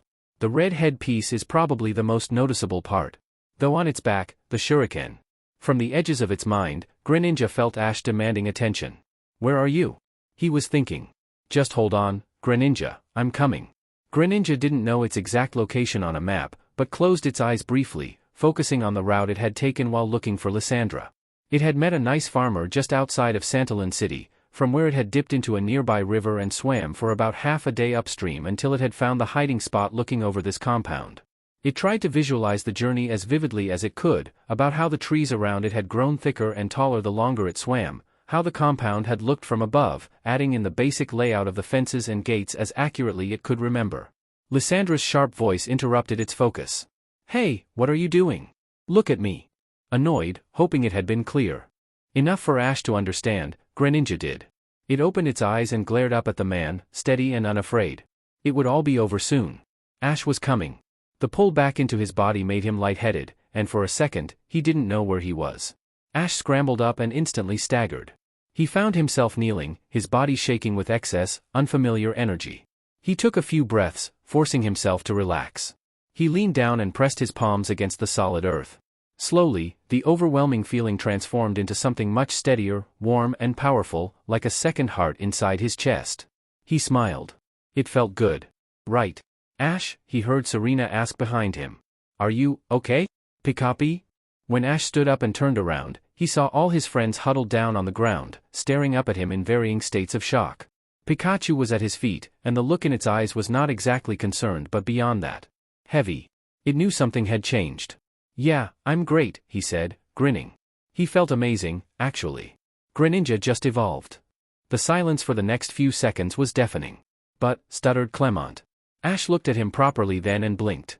The blonde was, for a reason Ash couldn't even begin to comprehend, wearing his cap on his head. Ash, how is that even possible? We must still be quite far away from it. Wow, does this mean it escaped from Lysandra's place? Asked an excited Bonnie. Did you see it again? Asked Lana with narrowed eyes. Ash, what happened to you? Demanded Serena. Why were you unconscious? Why did it happen now? Questioned Kiawe. What changed? Pikapi Pika Pikachu Pika. Said Ash. He rubbed at his neck, wondering how he was explaining this. He was still slightly trembling with excess energy and he really wanted to go for a run. Finally, he settled with, man, I don't really know what happened, guys. I think Lysandra somehow did it.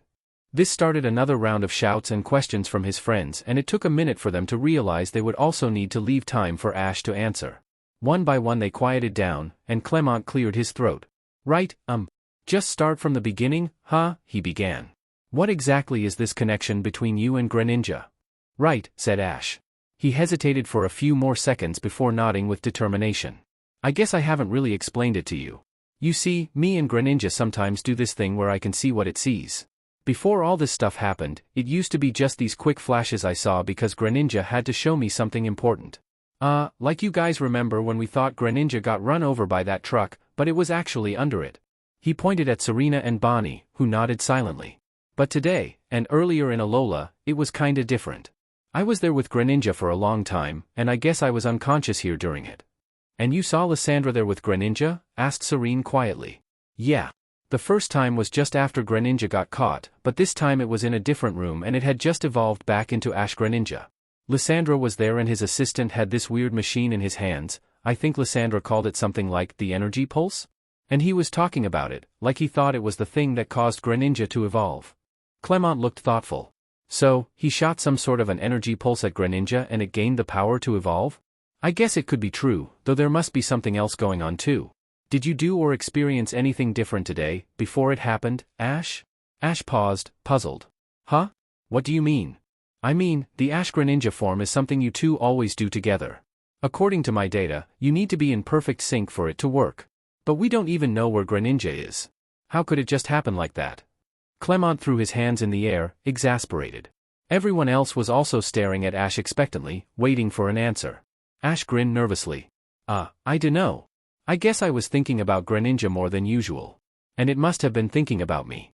And the power machine must have helped too, because usually when we evolve it's like wham, you know? Ash squeezed his hands into fists and held them in front of him, like preparing for a fist fight. But this time it was more like bam, like really strong? I thought I was gonna explode. He stretched his arms wide, imitating an explosion. He looked at his friends. Everyone was still staring. Bonnie tilted her head to the side and Serena's mouth was slightly open. Kiawe scratched at his hair. 1 second. 2. Wow, you're weird, said Lana. You believe it happened because you were thinking about Greninja, repeated Clement, incredulously. I didn't know that was possible, said Kiawe with a furrowed brow. Did you? Ash shrugged, smiling. I mean, we never tried it before. Clement slowly shook his head. That is true, I guess, he weakly agreed. He still seemed a bit shaken.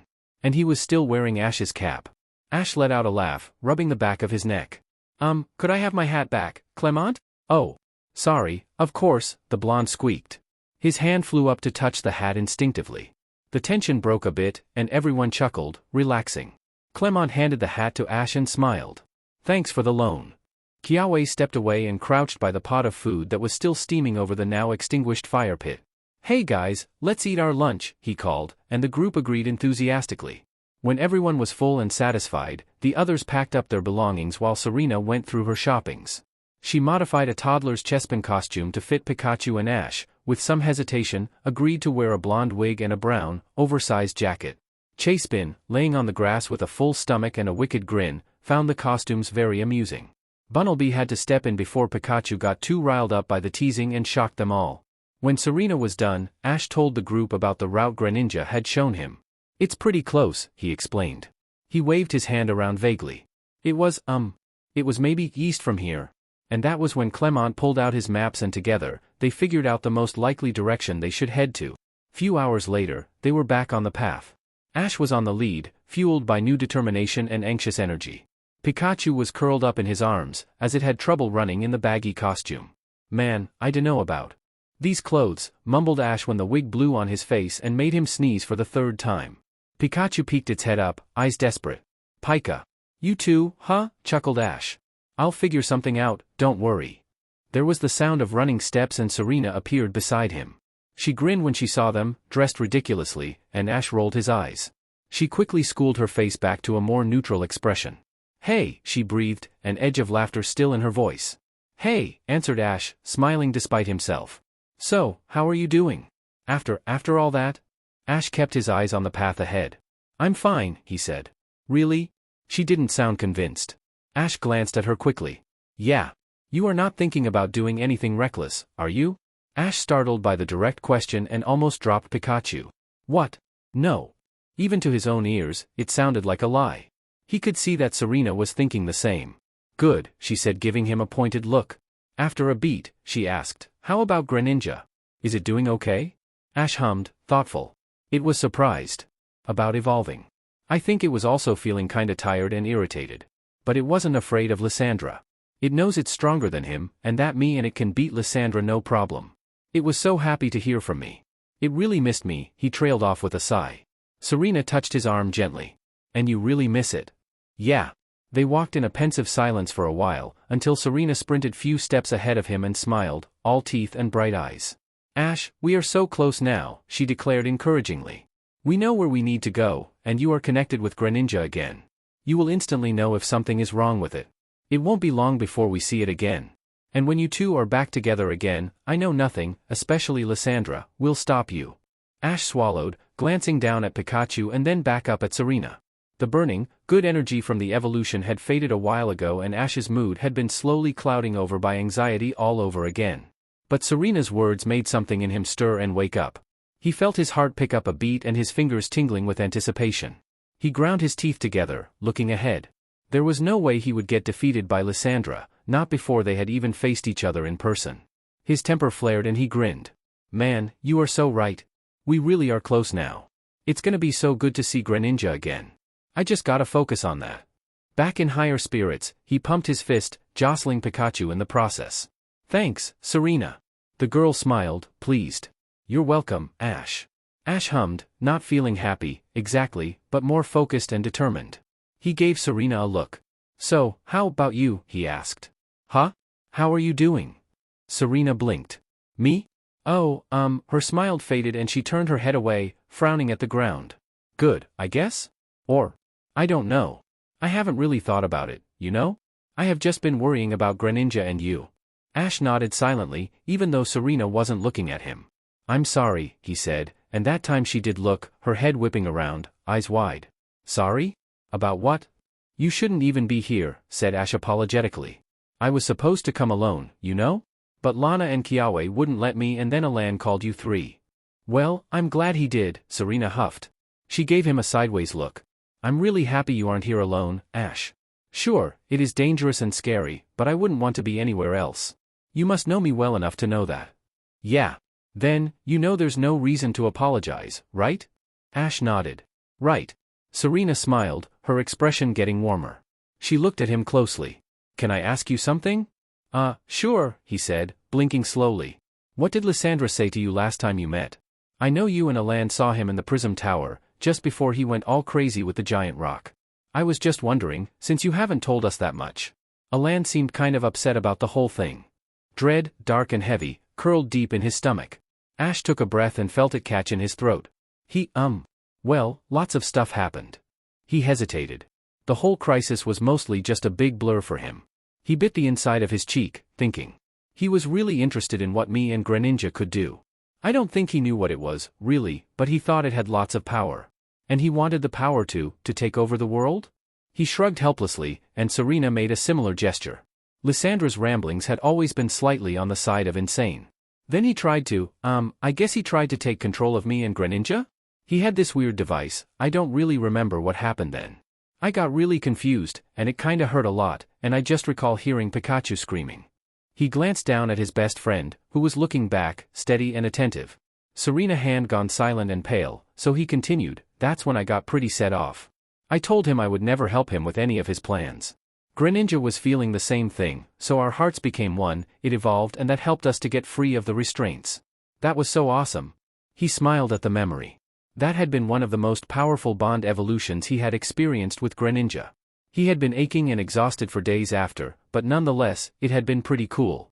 It took him a moment to notice he was walking by himself. Puzzled, he turned on his heels and saw Serena standing on the spot, staring at him. The rest of the group caught up with her, looking between them with perplexed expressions. Serena? Asked Ash cautiously. Serena gaped at him. What did you say? About what? Restraints? Ash. Ash fell into an instinctive defensive pose. Yeah? Hey, what's going on? Demanded Clement. You were captured by Lysandra? Serena snapped, her voice thin. She brushed her hair away from her face, and her hand was shaking. He held you prisoner and hurt you. Ash shrugged haplessly. Well, that's why Alan was so worried. You didn't just have a Pokemon fight with him. He already once had you in his hands. Ash stood shock still, eyes wide. Is it true? Asked Clement quietly. Bonnie clambered closer, grabbing her brother's arm. She stared up at Ash. Why didn't you say anything? There was no time to explain when all of it was happening, Ash weakly said. He didn't like how defensive he sounded. And when we won, I guess I kinda just wanted to forget about it. I thought I could. He frowned at the ground, feeling oddly embarrassed. I'm sorry I didn't tell you. Serena exhaled, and the fight was gone from her eyes. It's all right, Ash. Gods, it's not your fault. I'm sorry too, Ash, said Clement, and Ash blinked at him. I was so broken up about losing Clembot that I didn't notice you had gone through something too. I should have been more attentive. Ash was completely abashed. Huh? No way, Clement. Clembot was your friend. You are our friend too, said Bonnie, giving him a pointed look. Yeah, but dash. Pikapi. Ash looked down at Pikachu. What is it, buddy? Pika Pikachu. Ash looked up. There was a Fletchinder circling in the air, clearly looking for something. Lana, following his gaze, said, we should keep going. Yeah, the forest is getting thicker, we should soon be pretty well covered by the trees, noted Clement. And we shan't just watch the air. There will be more guards around in the forest too, the closer we get, Kiawe pointed out.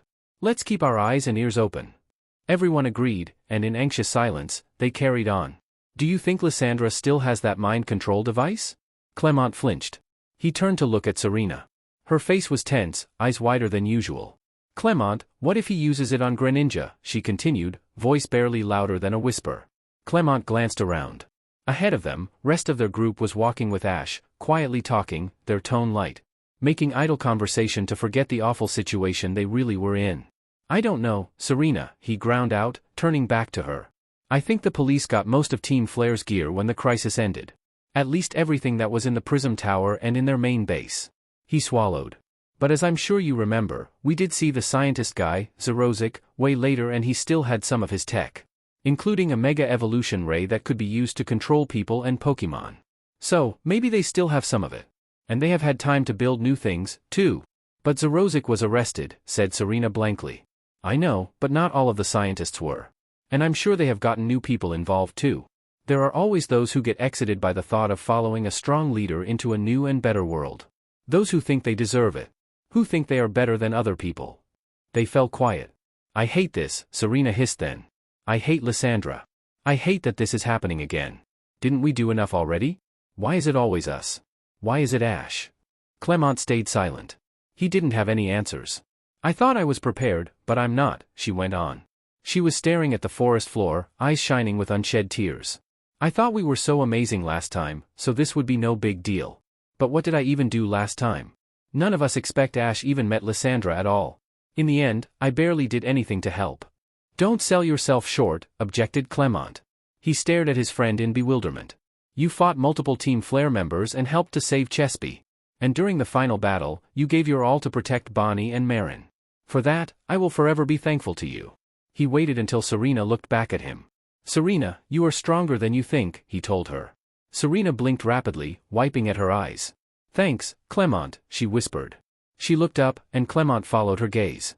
Ash was laughing out loud, the ridiculous wig falling half of as he threw his head back with it. Now that they were in the deep forest, Pikachu was on the ground and mostly out of its costume, only the headpiece staying on, walking behind him. It was watching Ash too, head tilted slightly to the side, smiling gently. Clement grinned. Next to him, Serena choked out a laugh, and for a moment frozen in time, they experienced the surreal moment together. And then Ash doubled over, crying out in pain. Can you de-evolve back? Asked Lysandra. Greninja could, but it wasn't going to. It glared at the man and shook its head. Can you communicate with Ash in any way? Greninja shook its head again. Lysandra leaned back against a table, rubbing his chin. Moving physically as little as possible, Greninja reached its focus away from itself and found Ash. It had been at least half an hour since the evolution, but Ash and his group were still in the same spot, not doing anything special. Greninja could sense vague thoughts about dinner and mixed with that, about the directions Greninja had shown him earlier. It didn't understand why they were still waiting around, but they probably had a good reason for it. Not wanting to disturb Ash further, Greninja pulled back and focused on Lysandra. How much stronger are you in this form, he was asking, considering it with narrowed eyes. Well, you can't really answer that. Maybe I should test it in practice. Do a comparison. Not like I'm short on Greninja. He chuckled at his own morbid joke. Greninja didn't give him the pleasure of a reaction. Lysandra smiled unpleasantly. Oh, don't be like that. I was Dash. The lab door banged open and one of the goons burst in. Boss, he exclaimed, out of breath. We searched everywhere, but we didn't find him. We sent out all the birds too, but they haven't returned yet with any news. Lysandra's relaxed facade cracked, and he snarled at the man, look again. He must be close by now. I want half of you in the forests, in full gear. Circle the area until you find him, or any sign that he has been there. Campsites, fresh footprints, pieces of clothing. And when you find something, I want to hear about it immediately. The man nodded stiffly. Drops of sweat were running down his face. Okay, boss. And the rest of you, prepare the equipment down here. Get everything ready. If something is broken, fix it. Understood? Understood, boss. Good. Tell Mabel to meet me at lab now. The guy nodded and took off. When he was gone, Lysandra turned back to Greninja. Unfortunately, I have to leave you for now. Your trainer is quite a slippery one, isn't he? Avoiding my detection for this long. But don't worry, I will catch him. He flashed his crooked smile at Greninja. It suppressed a shudder, masking its anxiety under a blank stare. Lysandra turned to leave. On his way out, he said to the two goons standing at the doorway, watch that Greninja. Do not take your eyes off it for a second. He handed the remote controller to one of them. And then, he was gone. Everyone was shouting. Wrapping his arms around his midsection, he straightened his back again. He squinted at his friends. His vision sparkled with white bursts of light and his legs had gone numb. Someone was at his side, holding his upper arm firmly. His head was about to explode. Ah? He wasn't certain of what he had wanted to say, but he was pretty sure it had something to do with Greninja. He blinked rapidly but the world stayed blurry. The pain was so intense, so overwhelming, that he was sure someone had stabbed him in the stomach. But that didn't make any sense. He tried to focus. Lana's wide blue eyes were very close, straight in front of his. Had Lana stabbed him? No, that wasn't it. Ash shook his head slowly but regretted the movement immediately. It made the world spin, and he felt woozy. He heard Pikachu calling his name. Someone was pressing onto his shoulders, urging him to sit down. Ash fought against it. No, I gotta dash. Then, as suddenly as it has started, the pain was gone, and Ash's knees wobbled. The world came into sharp focus again and he whipped his head around. Kiawe was holding on to his arm, taking most of his weight as he staggered in place, trying to find his balance again. Ash shook him off, stumbling away. He gasped for air. "I'm fine," he said. His voice was hoarse. They were all staring at him. Ash coughed. He wondered if he had screamed out loud. His fingers were still tingling with traces of pain and his heart was racing. He looked at Pikachu. It nodded, eyes grave. Clement was wringing his hands. He took a step forward, uncertainly. "Ash, what happened?" "They are hurting Greninja," he answered, and the words echoed in his head. All his senses were shot, and he took a step back, disoriented. That's when the pain hit him again. He almost bit on his tongue but managed to avoid it, grinding his teeth firmly together. He stumbled backwards until he hit a tree. He leaned against it and shut his eyes. His insides were on fire. Someone was drilling into his brain. He felt sick. "Just hold on, Ash," someone was saying. "It'll be over soon. Just hold on." "I am holding on," he wanted to say. "I'm fine, it's not me, it's Greninja." Ash opened his eyes, and he was in a cage. White walls surrounded him. Two men were standing on the other side of the bars, sneering down at him. "Look at it struggling to take it," one of them was saying. "Not so strong and special now, are you?" Ash felt the moment when Greninja became aware of him. Warmth spread through them and suddenly, the pain was only a minor nuisance. Greninja rose back to its full height, and the men took startled steps back. Blue flame surrounded Greninja, and it slashed at the cage door, the lock mechanism giving away easily. Now the men were panicking. They scrambled back, the remote controller falling away from limp fingers. Greninja advanced on them and with quick moves of cut, they were down. The pain was now completely gone, replaced by intense feeling of power. Greninja dragged their unconscious bodies to the cage and slammed the door shut, sealing them in. It pulled open the lab door and saw empty hallways ahead. A way out. "Take care," thought Ash. "I'm almost there." Greninja nodded, and with that, Ash was back in the forest. He looked around. He was still leaning against the tree, and this time no one was touching him. He blinked few times, taking in the terrified faces of his friends. When they saw he was back with them and not in pain anymore, they slowly relaxed.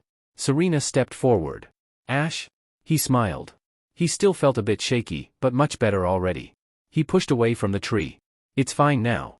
Greninja got away. "Got away? What do you mean?" "Well, from the cage it was in. It's loose in the compound now." "Oh, cool," cheered Bonnie. "Greninja is way smarter than any of those guys. I'm sure it will find a way out." "Is it okay?" asked Clement. "Are you okay?" Ash nodded. "Yeah. Something happened, something new. I think it was the same device they used to hurt it before, but we didn't pass out this time. I was there with Greninja, and we just got stronger. It only lasted for a few seconds, but there was this awesome blue light and everything." "That sounds amazing. I wish I would have gotten some data off it," mused Clement. "It could have really helped me with my bond evolution research. There seems to be a lot we don't yet know about it," Kiawe wondered aloud. Ash shook off his backpack and kneeled next to it. He opened the zip and started unpacking it, piling his sleeping bag, spare clothes and other unnecessary things on the ground. He took off the annoyingly oversized jacket too, adding it to the pile.